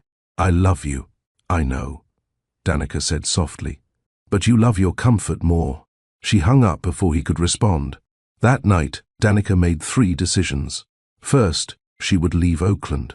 Not because Genevieve had suggested it, but because staying meant watching Preston from a distance, meant running into reminders and explaining to her child why their father lived in the same city but never visited. Second, she would not take the money. She would make her own way, as she always had. Third, she would disappear completely. No forwarding address, no contact information, no possibility of Preston finding her if he ever developed the courage to try. Danica refused to beg for a place in someone's life, and she refused to teach her child that love meant accepting whatever scraps someone was willing to throw. The next 7 days passed in a blur of preparation. Resignations submitted at Morrison and Reyes. Apartment lease broken. Possessions sorted into categories: essential, sellable, disposable. Claudine, when told of the plan, asked only one question. Are you sure? I've never been more sure of anything in my life. Then I support you. Always. Portland, Oregon was chosen for its distance, far enough to prevent casual contact, close enough that Claudine could visit. Danica had a cousin there who could help with initial arrangements. The architecture scene was smaller than Oakland's, but she would manage. She always had. Within a week, Danica Marie Wells would vanish, and she would take Preston Hawthorne's only chance at redemption with her. The conversation with Claudine Renee Wells lasted 2 hours and required no justification. I'm leaving Oakland, Mama. Tonight. Claudine's voice through the phone carried no surprise, only the steady acceptance of a woman who had made similar choices in her own life. Where will you go? Portland. Cousin Marie said she has a room I can rent until I find something permanent. And Preston won't know where I am, won't be able to find me, won't be part of this child's life. A pause. Then, are you running from him or protecting yourself? Both, Danica admitted. But mostly I'm protecting this baby from growing up as someone's secret, from learning that love comes with conditions and qualifications, from waiting for a father who might never find the courage to show up completely. Then you're doing the right thing, baby girl. Hard things and right things are often the same things. Danica packed methodically, selecting only essentials. 3 suitcases held her entire portable life: clothes, documents, the few pieces of jewelry Claudine had given her over the years, and a single photograph of herself and Preston taken during a weekend in Monterey, when they had both believed their love could overcome any obstacle. She kept the photograph not from sentiment, but as evidence, proof that she had once believed in something beautiful, even if that belief had proven false. Her phone, the number Preston knew, the device that connected her to their shared history, she left on the kitchen counter of her empty apartment. The landlord would find it when he came to inspect the unit. By then, Danica would be 300 miles north, using a new number purchased with cash at a Portland convenience store. She didn't post forwarding addresses. She didn't update social media profiles she had never maintained. She didn't inform mutual acquaintances who might serve as bridges back to the world she was leaving. Instead, she contacted her 3 freelance clients: a bakery needing website updates, a law firm requiring document design, a non-profit seeking newsletter layouts, and informed them she would be working remotely moving forward. 2 agreed immediately. The third found someone local. It was enough to begin. The drive north began at 2 a.m., Oakland sleeping as Danica navigated empty streets toward Interstate 5. She stopped once for gas in a town whose name she didn't register, filling the tank while her unborn child shifted inside her, already restless, already eager for movement. We're going somewhere better, she whispered, hand on her stomach. Somewhere we can be ourselves without apology. She didn't do it out of spite. She did it out of survival. If Preston wanted to find her, he would have to fight. He would have to choose her over his mother's disapproval, over his comfortable existence, over the path of least resistance he had followed his entire life.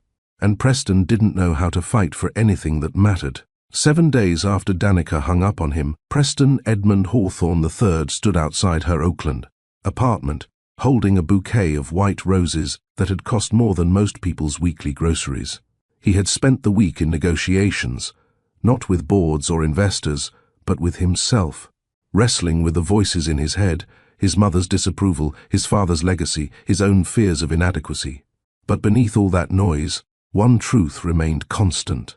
He loved Danica Wells, loved her enough to finally fight for her, to stand up to his mother, to claim his child publicly, proudly, permanently. The roses were merely a beginning. In his jacket pocket was a ring, not the ostentatious diamond his mother would have selected, but a simple band with an emerald that matched the dress Danica had worn on their first official date. He had practiced his speech 17 times during the drive from San Francisco, refining the words until they carried the weight of his transformation. He would apologize. He would propose. He would promise to be the man she deserved and the father their child needed. Preston knocked on her door with the confidence of someone who had finally found his courage. A stranger answered. The man was in his 40s, wearing paint-stained jeans and holding a roller brush. Behind him, Preston could see drop cloths covering floors, furniture already different from what he remembered. "Can I help you?" the stranger asked. "I'm looking for Danica Wells. This is her apartment. Nobody by that name here. I just moved in 3 days ago." Preston's stomach dropped with the particular sensation of someone missing a step in the dark. "That's impossible. She lives here. She's lived here for 3 years." The man shrugged. "The landlord said the previous tenant broke the lease suddenly. I left the place clean, though. No complaints from me." "Did she leave forwarding information? Any indication where she went?" "Friend, I don't know anything about Danica. Like I said, I moved in 3 days ago. You might check with the building manager." The building manager, a perpetually irritated man named Carl, who managed 6 properties with the enthusiasm of someone serving a life sentence, provided no additional information. Tenant Wells vacated October 27th. Lease broken. Security deposit forfeited. No forwarding address provided. But surely she had to give some indication. She didn't have to give anything except 30 days' notice, which she forfeited along with the deposit. Everything is legal. Everything is final. Preston tried her phone. Disconnected. He drove to Morrison and Reyes, where a receptionist he had never met informed him that Danica Wells no longer worked there. "When did she leave?" "I'm not authorized to provide that information. Could I speak with someone who is?" "I'm afraid all personnel matters are confidential." He hired a private investigator, Harrison Locke, former FBI, specialized in missing persons cases. The man took Preston's money and spent 3 weeks following trails that led nowhere. "Your MS Wells was thorough," Locke reported during their final meeting. "No credit card usage under that name, no employment records in the Bay Area, no forwarding mail through USPS. She either left the state or is living completely off the grid. People don't just vanish. People with motivation and intelligence vanish all the time, Mr. Hawthorne. And from what you've told me, Ms. Wells had both." Preston paid the investigator's invoice and didn't hire another. Danica Wells had vanished.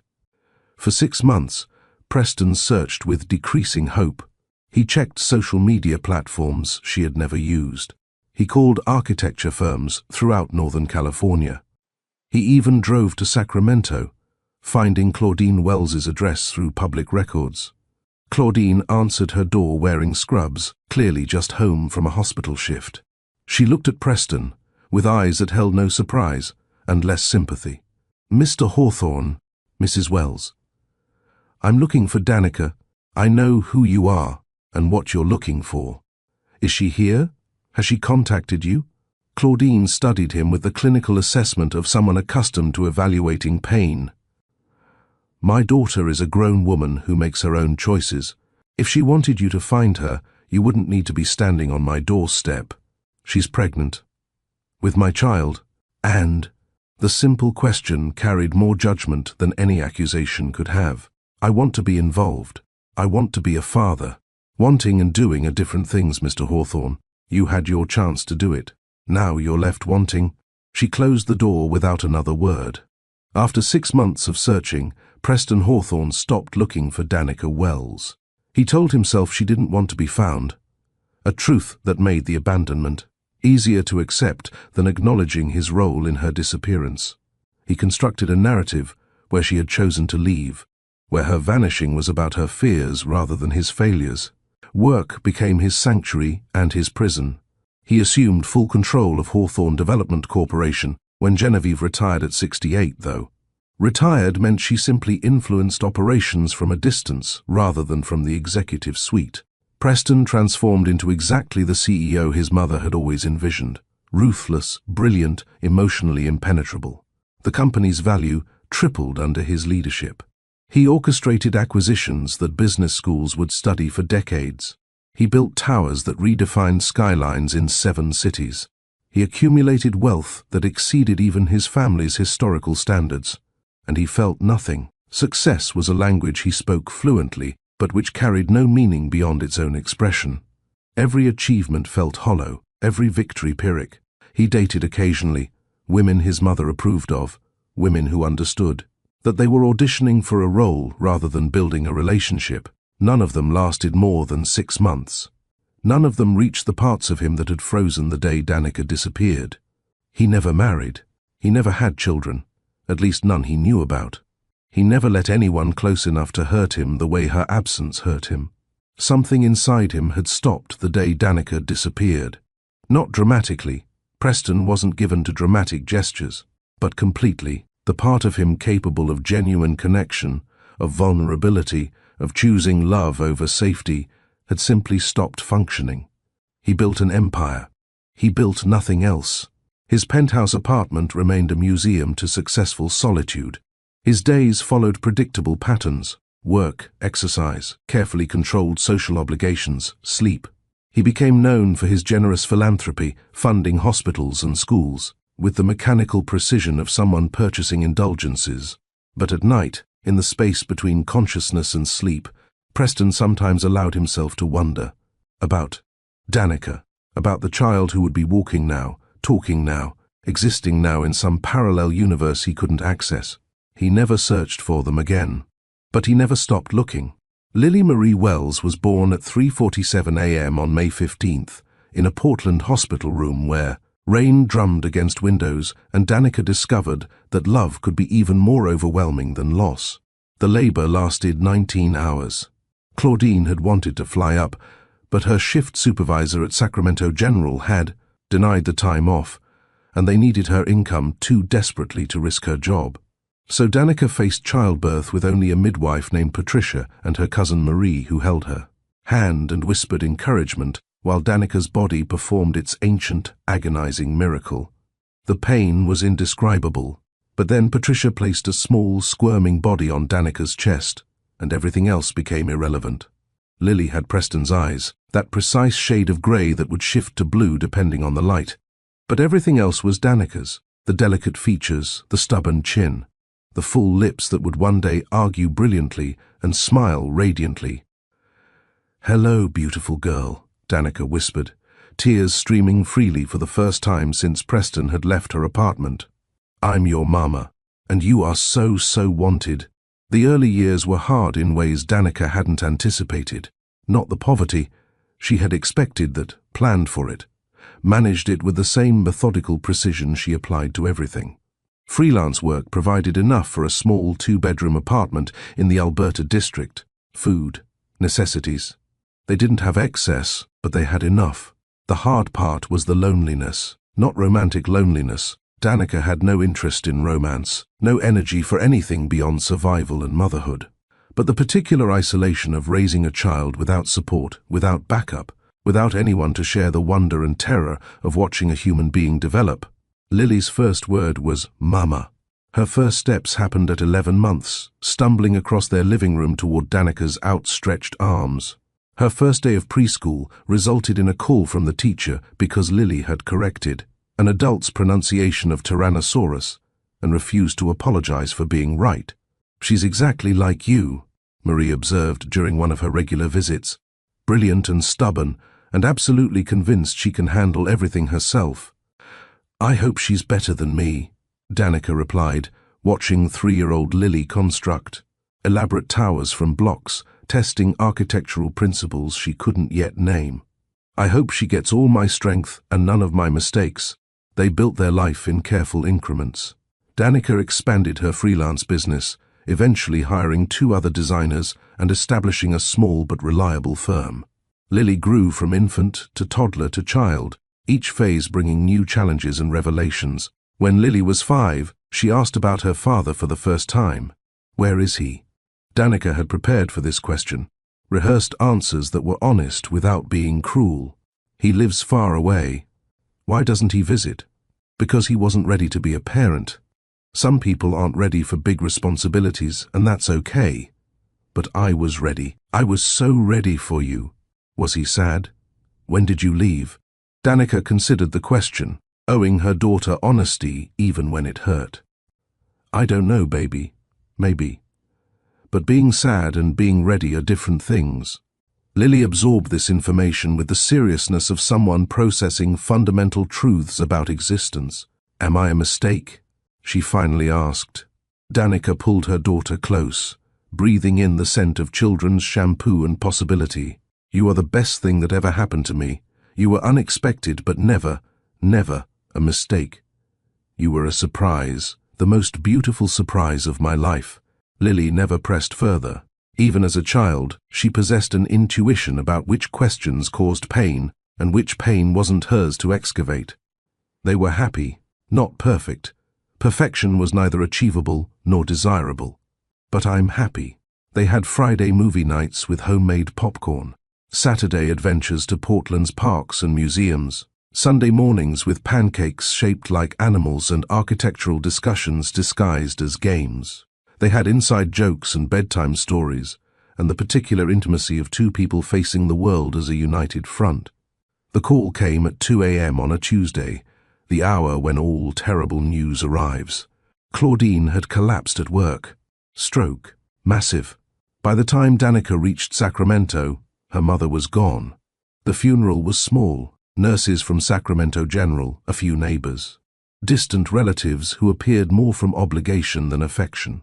Lily, now 7, held Danica's hand through the service with the solemnity of someone who understood that grief required witness more than words. "Grandma's not coming back," Lily said that night. Not a question, but a confirmation. "No, baby, she's not." "Are you sad?" "Very sad." "Me too." Lily climbed into Danica's bed, something she hadn't done in over a year. "But we still have each other.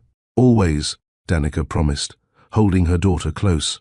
"We'll always have each other."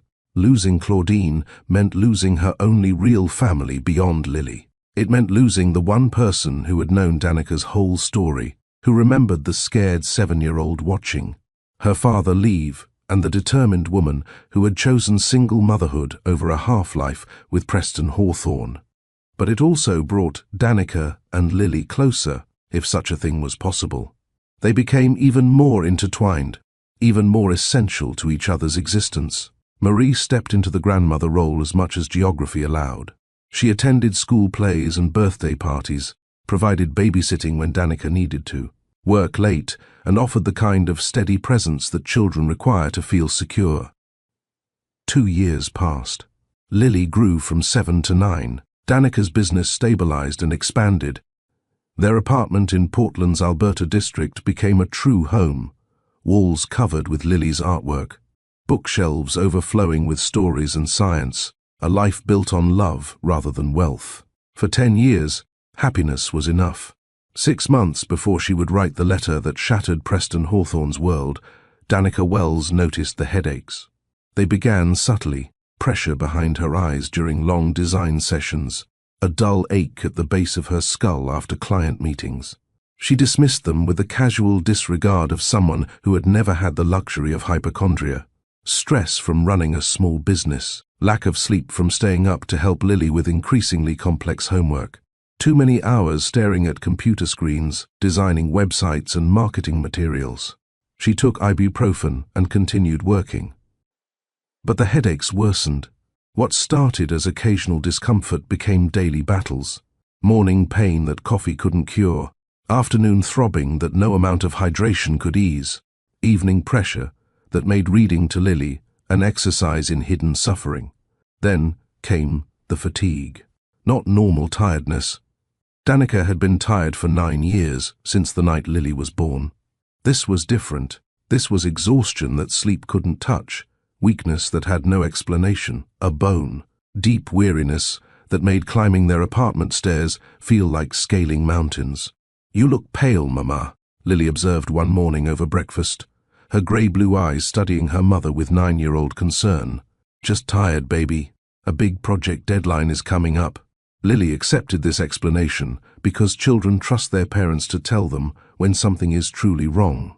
Danica hated lying to her daughter, but the alternative, admitting she didn't know what was happening to her body, seemed worse. The first blackout happened at her desk. One moment she was adjusting color palettes for a restaurant's rebrand. The next, she was on her office floor, her assistant Hannah kneeling beside her with an expression of barely controlled panic.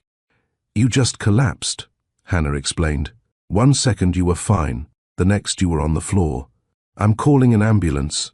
"No." Danica struggled to sit up, the world tilting unpleasantly. "No ambulance. I just stood up too fast. Low blood sugar. I forgot to eat lunch." Hannah looked skeptical but helped her to a chair. "This isn't normal, Danica. You need to see a doctor."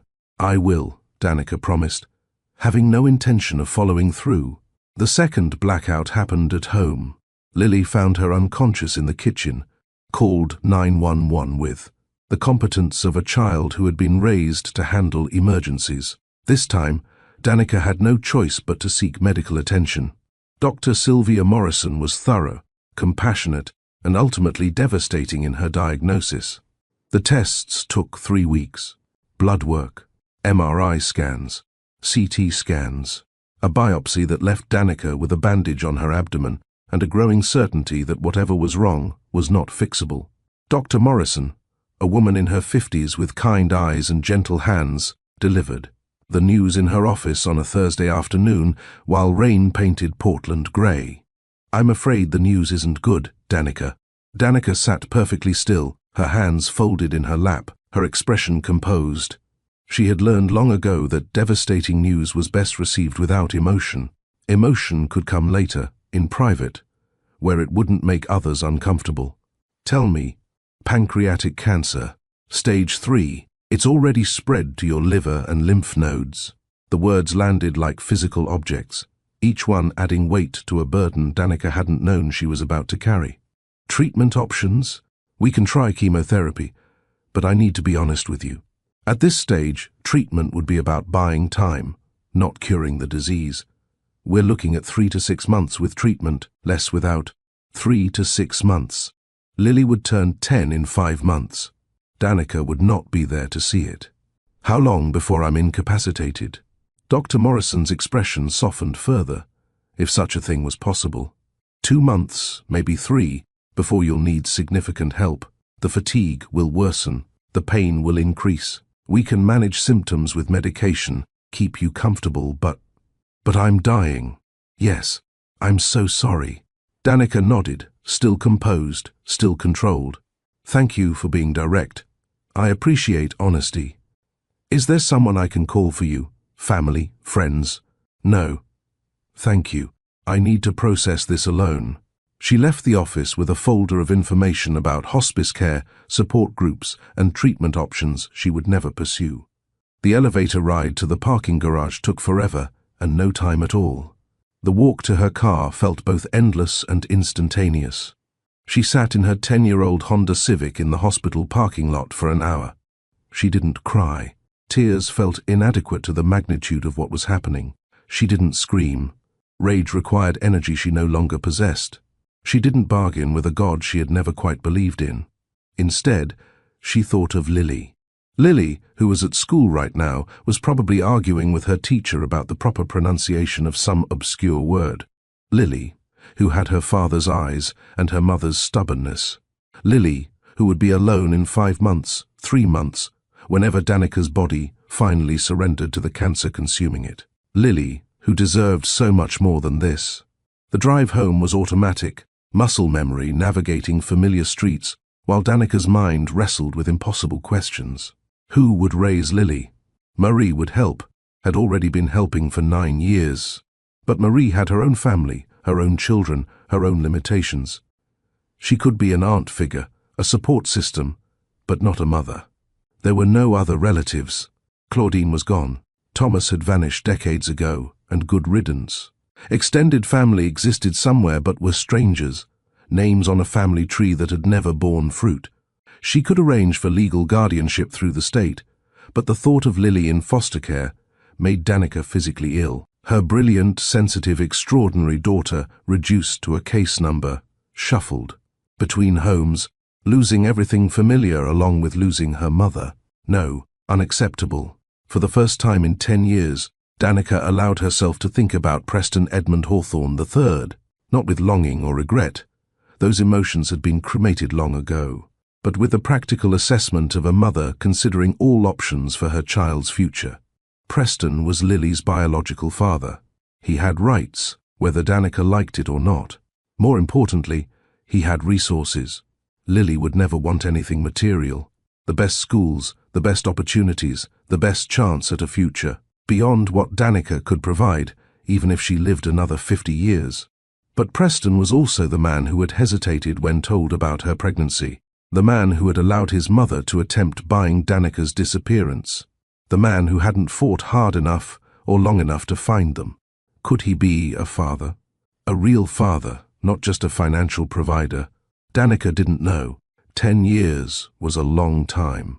People changed, or perhaps people revealed who they truly were when circumstances demanded it. But dying women couldn't afford to be particular about their children's futures.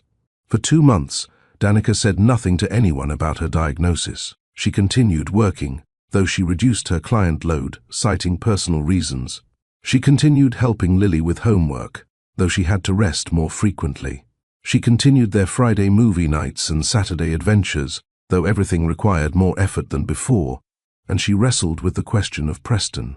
Part of her, the proud part, the part that had rebuilt her life from ashes, wanted to maintain the wall she had constructed.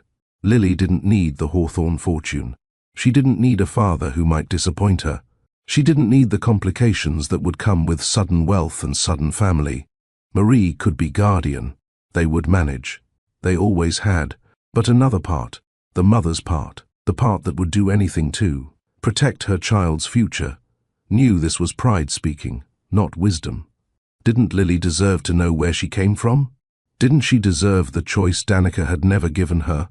Didn't she deserve the chance to have a father, even if that father might fail her? The wrestling match continued through sleepless nights and exhausted mornings, through doctor's appointments that confirmed what she already knew. The cancer was advancing, time was diminishing, decisions needed to be made. Finally, Marie forced the issue. They were sitting in Danica's living room while Lily was at a friend's birthday party. Danica had just finished explaining her diagnosis, her options, her fears. Marie had listened without interrupting, processing the news with the steady strength that had made her invaluable these past 9 years. "You have to tell him," Marie said simply. "I don't have to do anything except die," Danica replied, the words harsh but true. "That's exactly why you have to tell him. You're dying, Danica. Lily is about to lose the only parent she's ever known. You can't take away her chance at having another one just because you're angry at him." "I'm not angry at him. I haven't been angry at him for years." "Then what's stopping you?" Danica considered the question, owing Marie the same honesty she had always given. "Fear. I'm afraid he'll fail her the way he failed me. I'm afraid he'll treat her like an obligation instead of a gift. I'm afraid his mother will try to erase me from Lily's memory, make her into some perfect Hawthorne heir instead of the beautiful, complicated person she is." Marie reached across the coffee table, taking Danica's hands in hers. The weight loss was already visible, bones too prominent, skin too loose. "All of those things might happen," Marie acknowledged. "But they might not, and even if they do, Lily is strong. You've raised her to be strong. She won't be erased or transformed or diminished. She'll survive whatever comes, just like you did. What if he doesn't want her? Then she'll have me, and we'll manage. But what if he does want her? What if he's spent 10 years regretting his cowardice? What if he's ready now in ways he wasn't then? Marie squeezed her hands gently. This isn't about Preston deserving anything. It's about Lily deserving the truth, the choice, the chance. Give her that, even if it terrifies you. Danica closed her eyes, feeling the weight of the decision settling over her like a shroud. Marie was right. Lily deserved the truth. Danica wrote the letter by hand over the course of 4 evenings after Lily had gone to bed. The first draft was angry, 10 years of suppressed frustration bleeding through every line. She burned it in the kitchen sink, watching the pages curl and blacken. The second draft was defensive, explanations and justifications for every decision she had made. She tore it into pieces, letting them fall like snow into the recycling bin. The third draft was too clinical, facts without emotion, information without context. She crumpled it into a ball, threw it at the wall, then laughed at the childishness of the gesture. The fourth draft was true, not the whole truth. Some truths were too heavy for letters, but enough truth, essential truth. She told him about Lily, her brilliance, her stubbornness, her grey-blue eyes that carried his genetic signature. She told him about the diagnosis, terminal, advancing, inevitable. She told him about her fear, not of dying but of leaving Lily alone. She did not tell him she had loved him. That truth had died years ago and deserved no resurrection. She did not tell him about the nights she had wondered what if he had chosen differently? What if she had stayed to fight? What if courage had won over fear? Those wonders belonged to no one but her. She simply told him the facts. You have a daughter. I'm dying. She needs you. Everything else was commentary. On the last page, she wrote the words that would eventually reach him in his corner office, 47 floors above San Francisco. She sealed the letter in a plain white envelope, addressed it to Preston Edmund Hawthorne III at Hawthorne Tower, and placed it on her kitchen counter, where it sat for 3 days like an unexploded bomb. On the 4th day, she mailed it. Then she waited. We return now to where we began, Preston Hawthorne in his corner office, 47 floors above. San Francisco, the letter scattered on his Persian rug, his world fundamentally altered. He read it 3 times. The first reading was disbelief. Surely this was some elaborate deception. Some attempt at extortion, some cruel joke played by the universe. The second reading was recognition. The handwriting was Danica's. The voice was Danica's. The stubborn pride barely concealed beneath desperate circumstances was absolutely Danica's. The third reading was devastation. A daughter, Lily, 9 years old. Danica, dying. Pancreatic cancer. 3 to 6 months. The words blurred as something Preston hadn't felt in a decade cracked open in his chest. Grief, guilt, rage, all of it at once, a tsunami of emotion. His carefully controlled existence had no infrastructure to manage. He reached for his phone with trembling fingers, scrolling to a number he rarely called but never deleted. Jonathan Reeves answered on the second ring. Preston's personal attorney, his Stanford roommate, and the closest thing to a true friend he had allowed himself to maintain. Preston, is everything okay? You sound... I have a daughter. The words came out raw, unfiltered. She's 9 years old, and her mother is dying. Silence on the other end. Then, I'm on my way. Don't do anything. Don't call anyone. Just wait. I'll be there in 30 minutes. Preston ended the call and returned to staring at the letter. Lily. Her name was Lily. She had his eyes.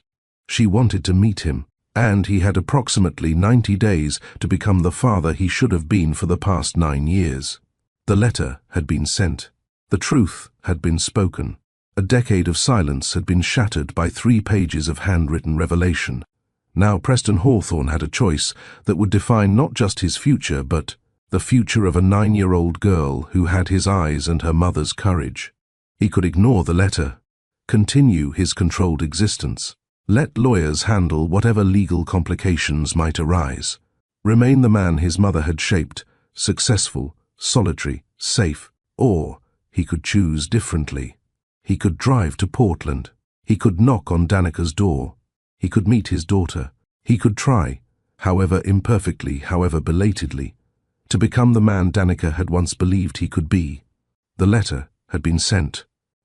The truth had been spoken. Now Preston Hawthorne had a choice: become the man Danica always hoped he could be, or prove that she had been right to run. Jonathan Reeves arrived at Preston's office in 28 minutes, having abandoned his own board meeting mid-presentation.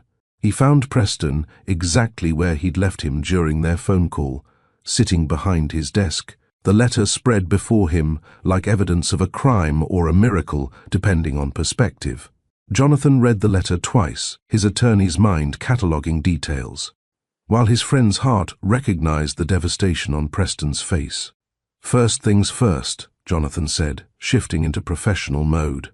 "We verify this is real. It's real. It's her handwriting, her voice. Preston, I need you to think like a businessman for 30 seconds. People attempt sophisticated cons all the time. We need confirmation." Within 2 hours, Jonathan had deployed resources that existed in the grey areas between legal and necessary. A private investigator confirmed Danica Wells resided in Portland, Oregon. Public records showed Lily Marie Wells enrolled in 4th grade at a local elementary school.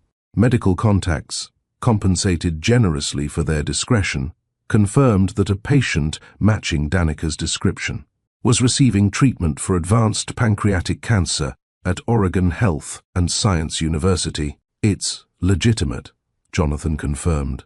"You have a daughter. Her mother is terminally ill. The timeline matches. Everything checks out."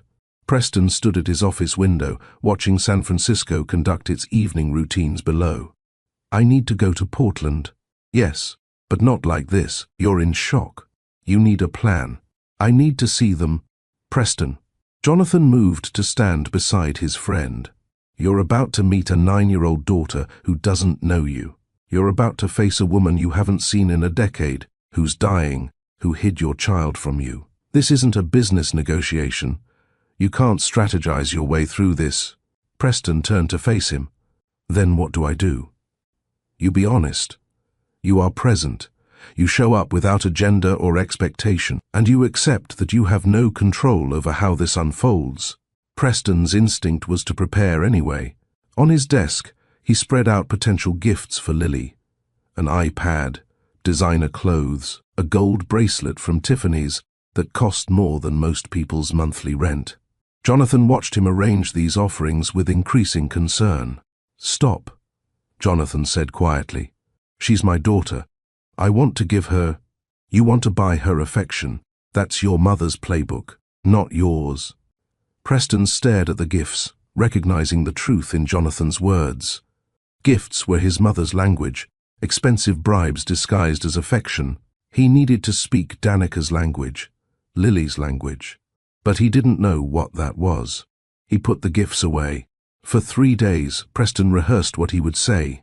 He wrote speeches, discarded them, prepared explanations, abandoned them, created 17 different versions of their first conversation, none of which felt authentic.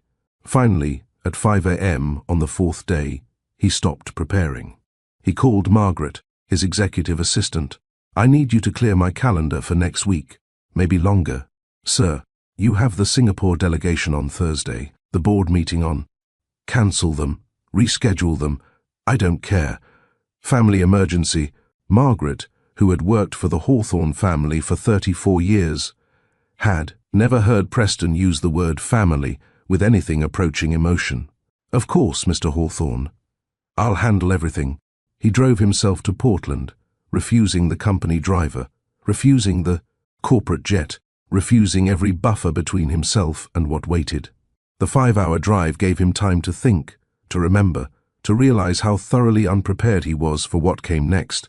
While Preston drove north on Interstate 5, Genevieve Margot Hawthorne sat in her Pacific Heights, study reviewing quarterly reports with the focused intensity of someone who had never truly retired. Her phone buzzed. Victor Cross, Hawthorne Corporation's chief operating officer, and Genevieve, is carefully placed informant within her son's administration. "Mrs. Hawthorne, You asked to be informed of any unusual behavior from Preston. Go on. He cleared his entire calendar. Claimed family emergency.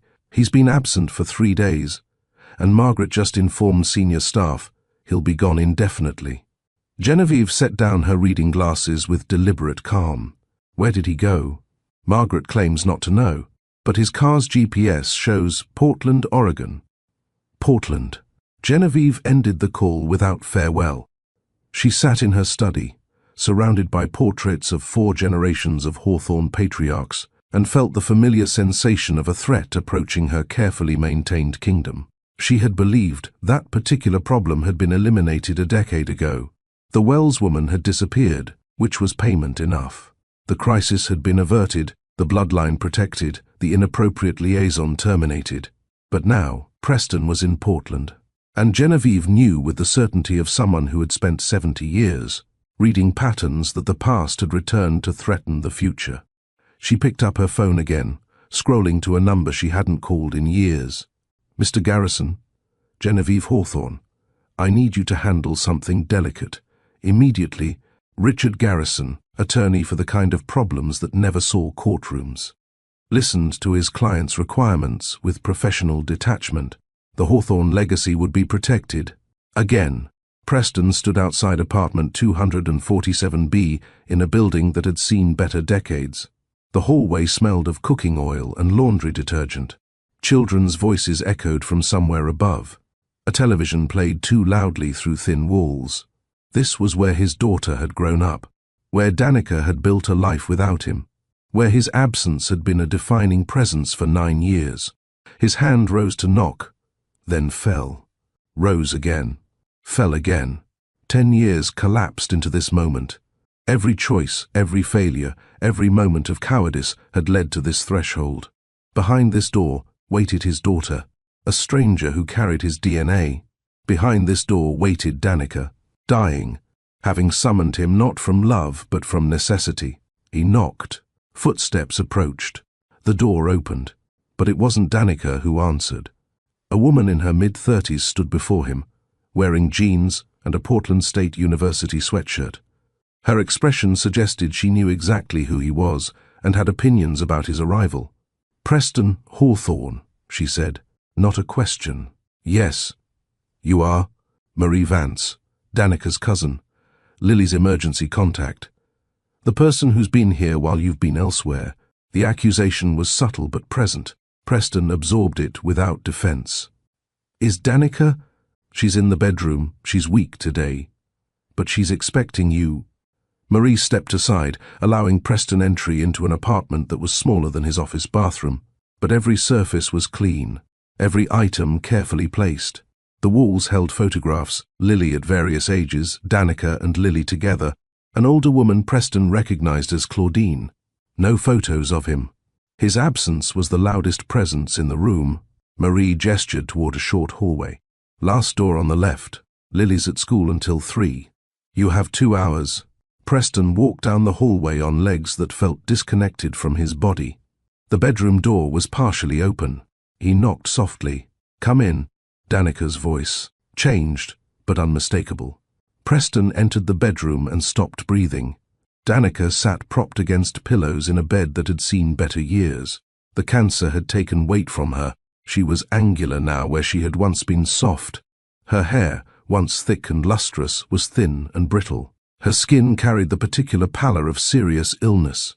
But her eyes, those deep brown eyes that had first challenged him in a corporate conference room, remained sharp, alert, uncompromised. You came, she said. You didn't think I would. No, I wasn't sure you had it in you. The honesty was brutal and deserved. Preston remained in the doorway, uncertain whether he had permission to enter further. You can come in, Danica said.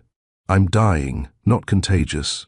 He crossed to a chair beside her bed, movements careful, as if sudden motion might shatter whatever fragile moment this was. They studied each other across a decade of absence.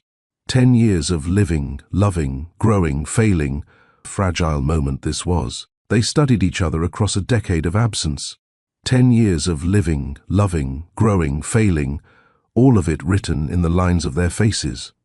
The set of their shoulders, the careful distance they maintained even in proximity. "You look successful," Danica observed. "The photos in business magazines don't do you justice." "You've seen photos?" "Lily Googles you sometimes. When she thinks I'm not watching." "Lily." The name sat between them like a living thing. "Tell me about her," Preston said. "No." Danica's refusal was immediate. "You'll meet her. You'll form your own impressions. I won't color them with my observations." Silence stretched, filled with everything they weren't saying. Finally, Preston did something he hadn't planned, hadn't rehearsed, hadn't prepared for. He slid from the chair to his knees beside her bed, not in supplication but in surrender. "I'm sorry." The words came raw, unfiltered. "I'm sorry I wasn't brave enough. I'm sorry I let you go.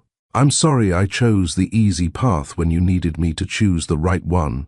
Danica watched him with those sharp eyes, reading truths that Preston probably didn't know he was revealing. "I'm sorry for 10 years of absence," he continued. "For every birthday I missed, every milestone I wasn't there for, every moment she needed a father and had only questions." "Stop." Danica's voice carried no anger, only exhaustion. "I didn't ask you here for apologies. Your guilt is your burden to carry, not mine to absolve. I asked you here for Lily." "I know. Do you? Because if you're here to perform grief, to play the reformed father for a few weeks until I'm gone, then leave now. She doesn't need that. She doesn't deserve that. What does she need? A father, a real one. Not a checkbook, not a name on a trust fund, not weekend visits between business trips. A father who shows up for science fairs and bad dreams and Wednesday afternoons when nothing special is happening except life. I don't know how to do that." "Then learn." "What if I fail?" Danica's expression softened slightly. "You probably will, multiple times. But failure while trying is better than absence.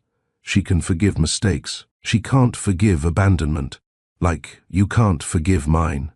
I forgave you years ago, Preston. Not for your sake, for mine. Carrying anger takes energy, and I've had none to spare." Before Preston could respond, they heard the apartment door open. Voices, Marie's low murmur and a child's higher tones. "She's home early," Danica said. "Teacher into service day. I forgot." Preston stood, suddenly panicked. "What do I say?" "The truth. She values honesty above everything else. She gets that from both of us." Footsteps in the hallway. A knock on the bedroom door. "Mama?" Marie said, "Someone's here." "Come in, baby." The door opened, and Preston Hawthorne met his daughter. Lily Marie Wells was small for 9, with Danica's delicate build. But her eyes, those were absolutely his. Grey-blue, shifting like storm clouds, carrying an intelligence that seemed to see through surfaces to structures beneath. She wore a school uniform, plaid skirt, white polo shirt, navy cardigan. Her backpack, covered in patches from various Portland museums, hung from one shoulder. Her hair was pulled into 2 neat braids that Danica had probably struggled to complete that morning. She looked at Preston with the studied assessment of a child who had learned to evaluate strangers quickly and accurately. "Lily," Danica said softly, "this is Preston. He's your father." Lily absorbed this information without visible reaction. She set down her backpack, walked to her mother's bedside, and kissed Danica's forehead with practiced gentleness. Only then did she turn to fully face Preston. "You're the man who wasn't ready." The words landed like a physical blow. Preston felt them in his chest, his throat, his shame. "Yes," he managed. "I was. And I'm sorrier than you'll ever know." Lily considered this with the same careful evaluation she'd applied to his presence. "Mama says sorry doesn't fix things. It just acknowledges they're broken. Your mother is right. She usually is." A pause. Preston found himself being examined by eyes that were genetically his but spiritually entirely Danica's. "Why now?" Lily asked. "Why come now when Mama's sick? Why not before, when we were okay?" Preston looked at Danica, who offered no help. "This was his test to pass or fail. Because I didn't know you existed until 4 days ago." Lily turned to her mother. "You didn't tell him?" "No, baby, I didn't." Why? Because I was afraid. People make bad choices when they're afraid. Lily absorbed this, processing information with a maturity that no 9-year-old should require. Were you afraid of him specifically, or what he represented? Danica smiled slightly at the question's sophistication. Both, but mostly what he represented. Complication, conflict, a world where you might have been treated as less than the miracle you are. Lily nodded, then returned her attention to Preston. So, you've known for 4 days? Yes. And you're here now? Yes. What happens when Mama dies? The bluntness was shocking, but Preston recognized it as Danica's influence. Truth over comfort, clarity over kindness. I don't know, Preston admitted, but I want to be your father, if you'll let me. Want and will are different things. Yes, they are. Mama wanted to tell you, but she didn't. You want to be my father, but will you? I will. The words came without hesitation. I will make mistakes. I will disappoint you sometimes. I will need your patience while I learn. But I will be your father. I will show up. I will stay. Lily studied him for another long moment. Then she made a decision that would have seemed small to outside observers, but that Preston recognized as monumentally generous. Okay, we can try. The days that followed established a pattern that had no precedent in Preston's experience. He arrived each morning at 9 after Lily left for school. He sat with Danica while she had energy, talking or sitting in silence depending on her strength. They didn't discuss the past. That was settled, finished, irrelevant. They discussed Lily, her preferences, her fears, her allergies, her dreams, the practical transfer of parental knowledge from someone who had it to someone who needed it. At 3, Lily returned from school. This was Preston's time to attempt connection with a daughter who had inherited both parents' skepticism and self-protection. She didn't make it easy, nor should she have. What's your favorite color? He asked on the second day. Why? So you can buy me things in that color and pretend you know me? No. So I can know one true thing about you. Purple, but not light purple. Deep purple, like eggplant. Thank you for telling me. It's just a color. It's a start. She tested him constantly. Small challenges designed to reveal character. My science teacher says climate change is exaggerated. I told her she was wrong. She gave me detention. What did you do? I brought her 3 peer-reviewed studies and asked her to show me her sources. And, she said, I was being disrespectful. Were you? I was being accurate. If that's disrespectful, then yes. Preston smiled. The first genuine smile since arriving in Portland. You're definitely my daughter. Genetics don't make you my father. Showing up does. Then I'll keep showing up. We'll see. But gradually, incrementally, something began to build between them. Not trust. That would take years if it came at all. But possibility. The chance that Preston might become what he should have been all along. He didn't perform for her. He didn't strategize or optimize or attempt to manage outcomes. He simply appeared day after day, trying to learn who this brilliant, guarded child was beneath her careful defenses. He helped with homework, discovering she was 2 grade levels ahead in mathematics, but struggled with creative writing. I don't understand making things up, she complained. Why write about things that didn't happen? Because sometimes fiction tells truths that facts can't capture. That doesn't make sense. Your mother used to say the same thing. A pause. Then, tell me something about her. From before. She corrected my math in front of 40 executives the first time we met. What did you do? I fell in love with her. That's not a logical response to criticism. Love rarely is logical. Lily considered this. Is that why it fails so often? Because people try to apply logic to something fundamentally illogical. Preston looked at his 9-year-old daughter discussing love like a philosophy professor and felt something crack open in his chest. Maybe. Or maybe it fails when people choose logic over love, like you did. Exactly like I did.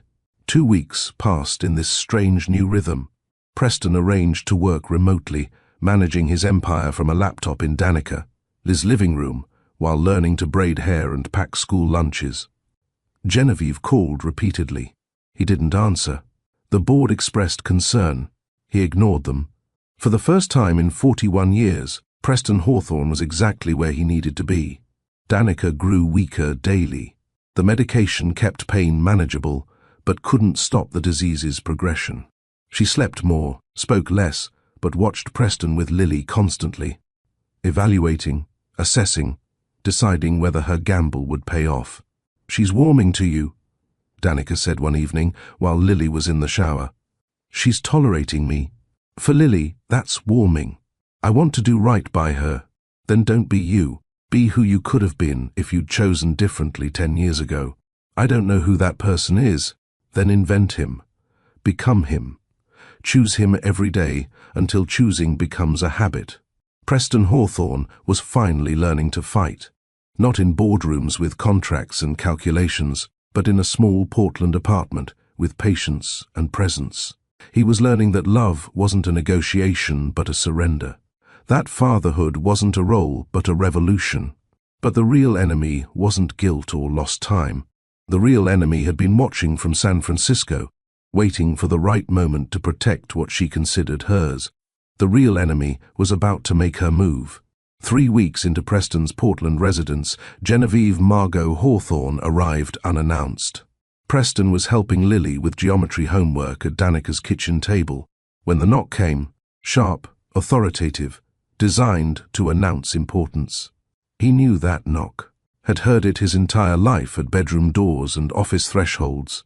Marie answered, her expression shifting from confusion to concern as she recognized the elegantly dressed woman from Preston's descriptions. "Mrs. Hawthorne, I'm here to see my son." It wasn't a request. Genevieve entered the apartment with the confidence of someone who had never been denied entry anywhere.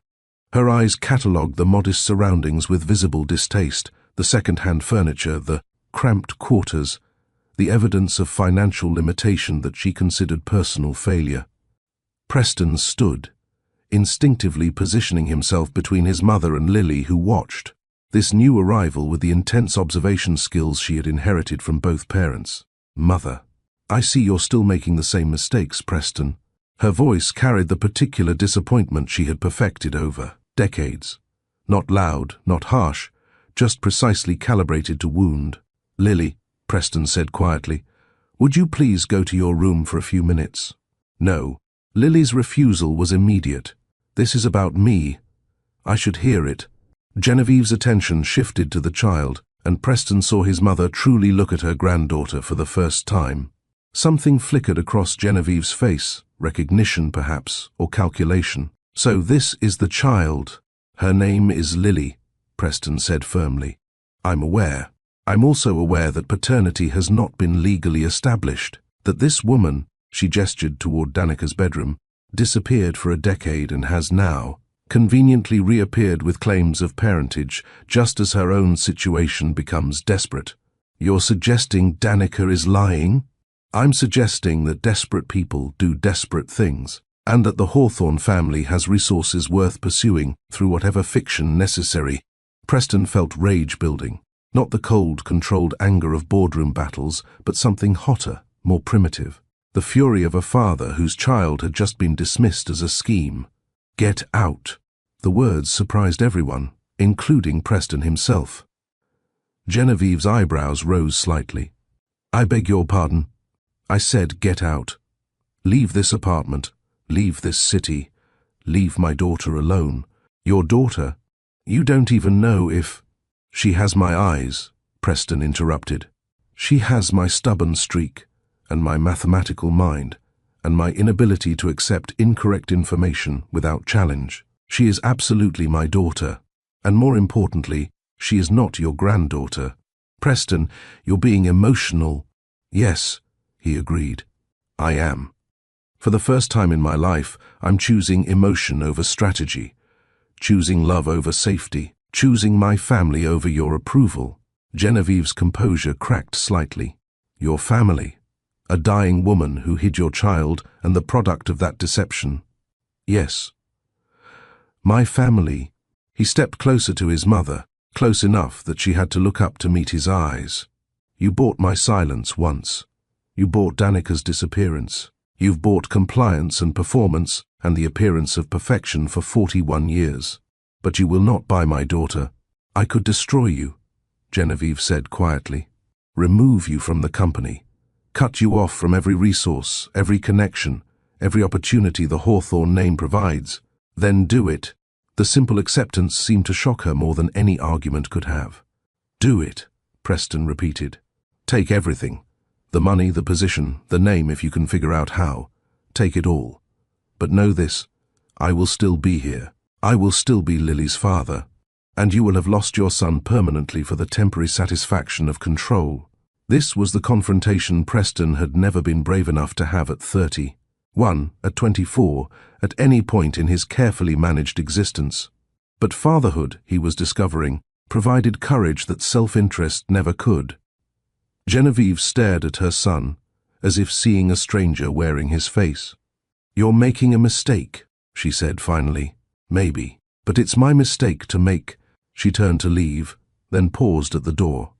When this ends badly, and it will end badly, don't expect me to fix it. I've never expected you to fix anything, Mother. Only to break things that didn't meet your standards.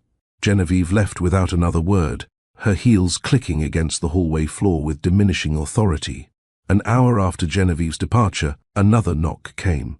Preston, still processing the confrontation with his mother, opened the door to find a woman in.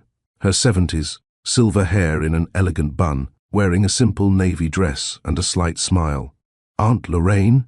Lorraine Beatrice Hawthorne, Preston's aunt, his late father's younger sister, stood in the doorway of Danica's apartment, like an ambassador from a different version of the Hawthorne family. Hello, Preston. May I come in? I promise I'm nothing like your mother. Lorraine had always been the family outlier. She had refused to join the company, pursuing academia instead. She taught economics at Berkeley, lived in a modest home in Marin County, and had spent 40 years politely but firmly rejecting Genevieve's attempts at control. Preston hadn't seen her in 3 years, family gatherings having become battlegrounds that Lorraine chose not to enter. How did you... Your mother called me, raging about your inappropriate choices and the embarrassment you're bringing to the family name. Lorraine entered the apartment, looking around with interest rather than judgment. I figured anything that upset Genevieve that much was worth supporting. She turned to Lily, who had been watching from the kitchen doorway. You must be my grandies. I'm Lorraine. I knew your father when he was your age and significantly less wise than he is now. He wasn't wise at all until recently, Lily observed. Lorraine laughed, a genuine, delighted sound. Oh, I like you already. You get your honesty from your mother, I assume? Mama says honesty is just efficiency. Why waste time with lies when truth gets you there faster? Your mama sounds like someone I would have loved to know. She's in the bedroom, Lily said. She's dying. The bluntness didn't shock Lorraine, who simply nodded. Then we should probably talk quickly. What followed was a conversation that restructured Preston's understanding of family power dynamics. Lorraine revealed documents, saved emails, recorded conversations, evidence of Genevieve's systematic manipulations spanning decades. Your grandfather built this family on integrity, Preston, Lorraine explained, spreading papers across Danica's kitchen table while Lily listened with rapt attention. He was ruthless in business but honest in his dealings. Your mother forgot that. Or rather, she decided that integrity was a luxury the family couldn't afford. Why are you showing me this now? Because you're going to need ammunition when Genevieve tries to take custody of Lily.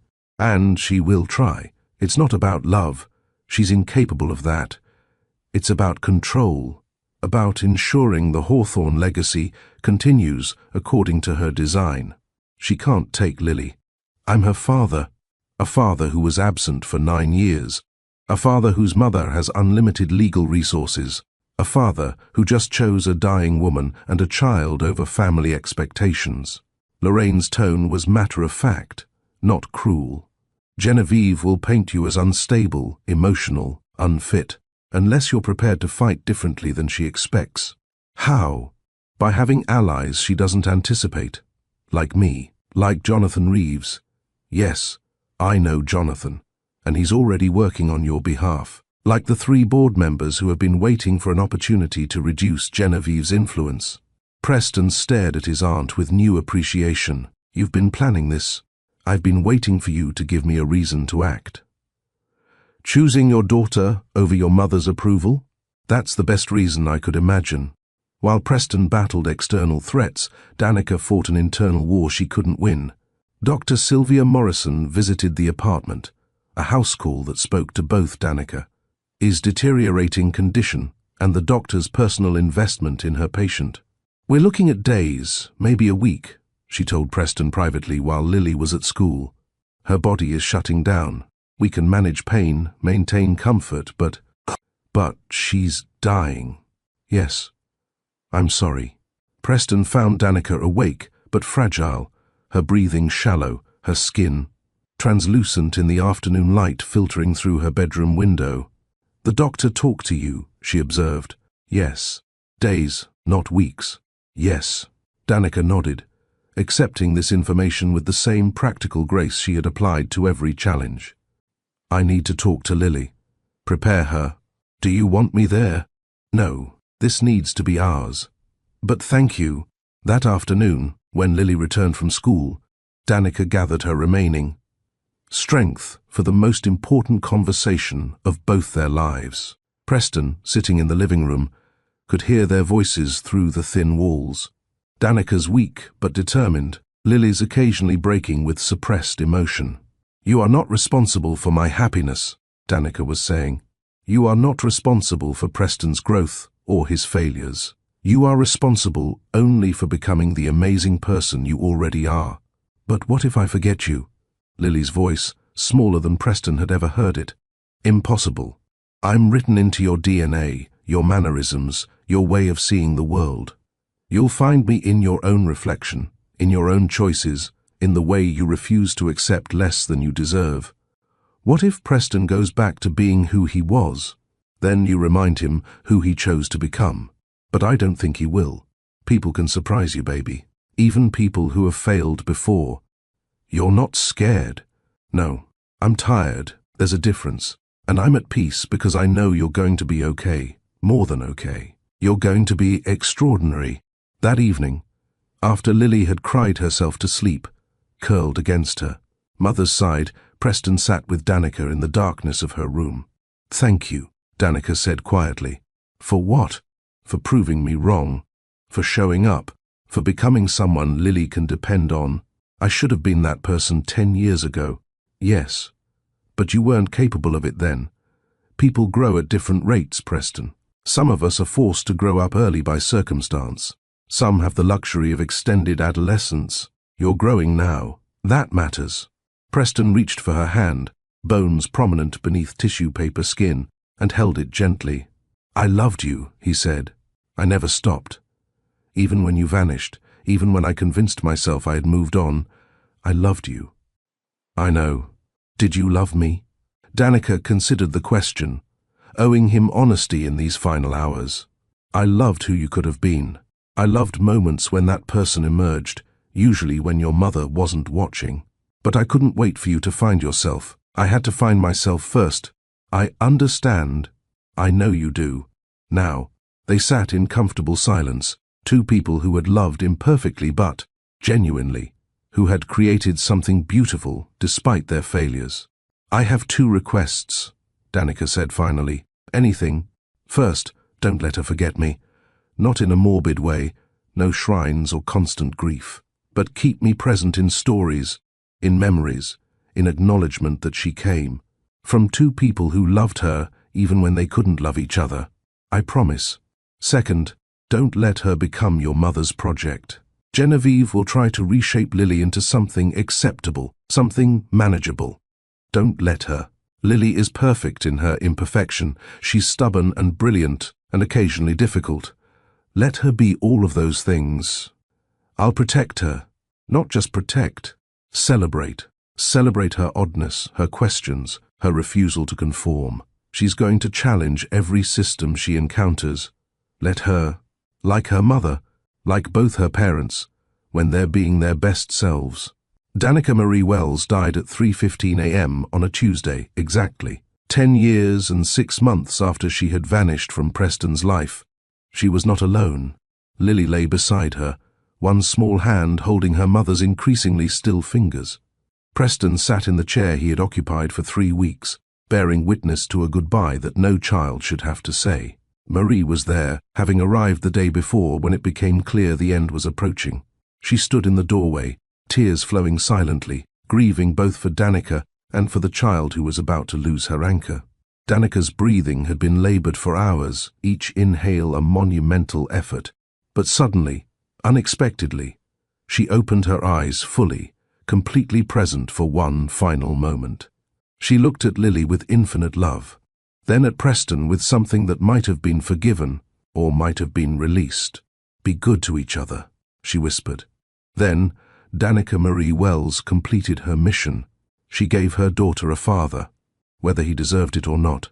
The room filled with a particular kind of silence, not empty but full, holding the echo of a life that had mattered, that had created beauty from broken circumstances, that had loved fiercely even when love seemed impossible.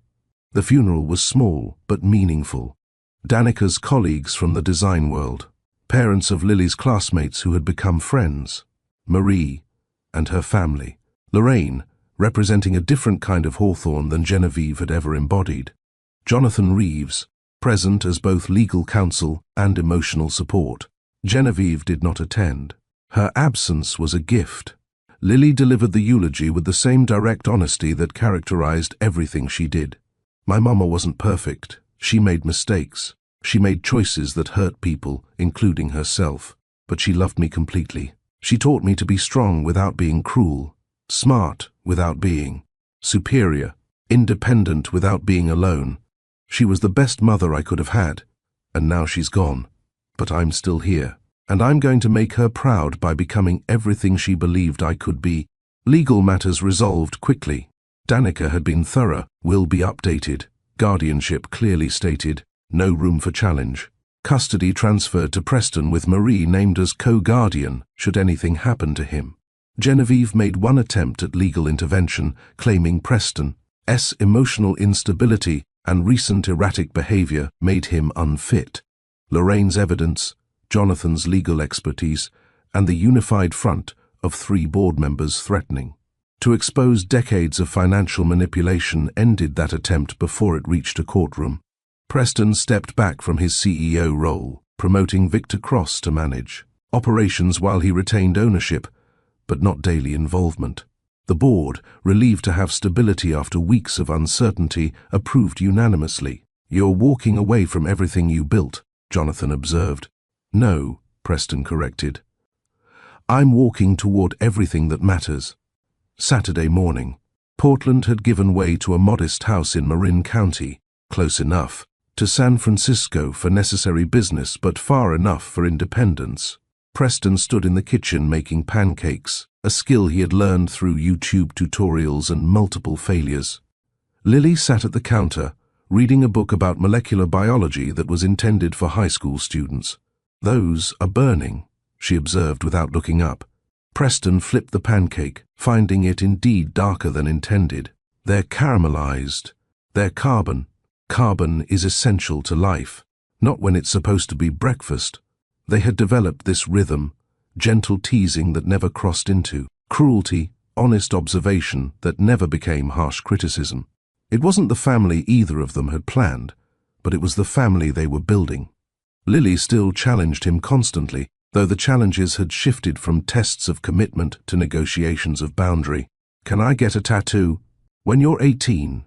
That's 9 years away. And yes, I can do math. What if it's a memorial tattoo for Mama? Then you can get it when you're 18, and it will mean even more because you chose to wait." That's manipulation disguised as wisdom. I learned from the best, Mama or Grandmother Genevieve.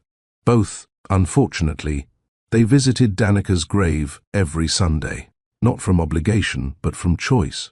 They would sit on the grass, Preston reading the business section while Lily told her mother about her week, the teacher who underestimated her, the boy who tried to copy her homework, the perfect score on an exam designed to challenge students 3 years older.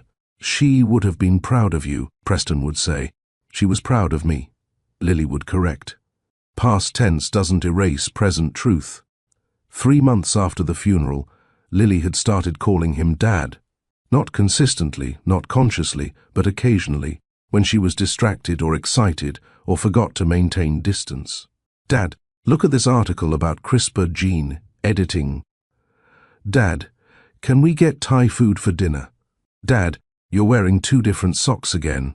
Each time, Preston's heart would stop for a moment, overwhelmed by a title he had done nothing to earn for 9 years, but was now fighting to deserve every day. He didn't build an empire for her. He built a home. He learned to braid hair from YouTube tutorials and consistently failed. He attended parent-teacher conferences where teachers described Lily as brilliant but challenging, and he responded, "Good. The world needs challenges." He helped with homework he sometimes didn't understand, Googling concepts while she wasn't looking. He made mistakes, forgot important dates, said the wrong thing occasionally, reverted to Preston Hawthorne III instead of just being Dad. But he stayed. He showed up. He chose them every day. It took Danica dying for Preston to start living. For 41 years he had existed within parameters set by others, his grandfather, his legacy, his mother's expectations, society's definition of success. He had accumulated wealth without worth, power without purpose, achievement without satisfaction. But in 90 days, 3 months of showing up, failing, trying again, he discovered what actual success looked like. It looked like a 9-year-old rolling her eyes at his terrible jokes. It looked like Sunday visits to a grave where forgiveness had replaced regret. It looked like choosing presence over profit, connection over control, love over legacy. Sometimes the people who hurt us are also the people capable of healing us, if they choose to grow. Preston had hurt Danica with his cowardice, hurt Lily with his absence, hurt himself with his compliance to expectations that never served him. But he was learning that hurt didn't have to be permanent, that people could change, not dramatically but incrementally, choice by choice, day by day. Forgiveness isn't about excusing what happened. Danica never excused Preston's failures, but she refused to let those failures have the last word. She gave him a chance at redemption, not because he deserved it, but because Lily deserved a father. And Preston was learning to be one. Every moment is a chance to become who you were meant to be. Preston Hawthorne wasted 10 years, but in 3 months he became a father. Not a perfect one. Perfection was neither achievable nor desirable, but a present one. A trying one, a staying one. If this story moved you, if you believe in redemption, second chances, and the fierce love of mothers, I need you to do 4 things right now. Hit that like button so this message reaches more hearts. Everyone tells the algorithm that stories like this matter, that people need to hear about. Love that transcends failure and courage that comes too late but comes nonetheless. Share this video with someone who needs to hear that it's never too late to change. Maybe it's your estranged parent. Maybe it's your stubborn friend. Maybe it's you, sitting there thinking your mistakes have disqualified you from beauty. Share this story and let it be proof that redemption exists. Drop a comment telling me what this story meant to you. I read every single one. Tell me about your Danica, the person who loved you despite yourself. Tell me about your Preston, the person who finally showed up. Tell me about your Lily, the child who deserved better but made the best of what they got. Your stories matter, and this community needs to hear them. Subscribe to Mr. Steele Rich Stories and hit that notification bell so you never miss another powerful story. We're more than entertainment here. We're a family of people who believe in the power of narrative to transform lives. Thank you for being part of this family. We're past 3,500 strong, and together we're going to keep growing. Not just in numbers, but in empathy, in understanding, in the capacity to see ourselves in others' stories. Until next time, remember, your story isn't over. Your next chapter is waiting to be written. Make it count. Next week, another story of impossible odds, unbreakable love, and the choices that define us. A woman who lost everything discovers that sometimes emptiness makes room for miracles. A man who never learned to love finds himself responsible for 3 hearts that aren't his own. A family built not from blood, but from the decision to stay. Don't miss it.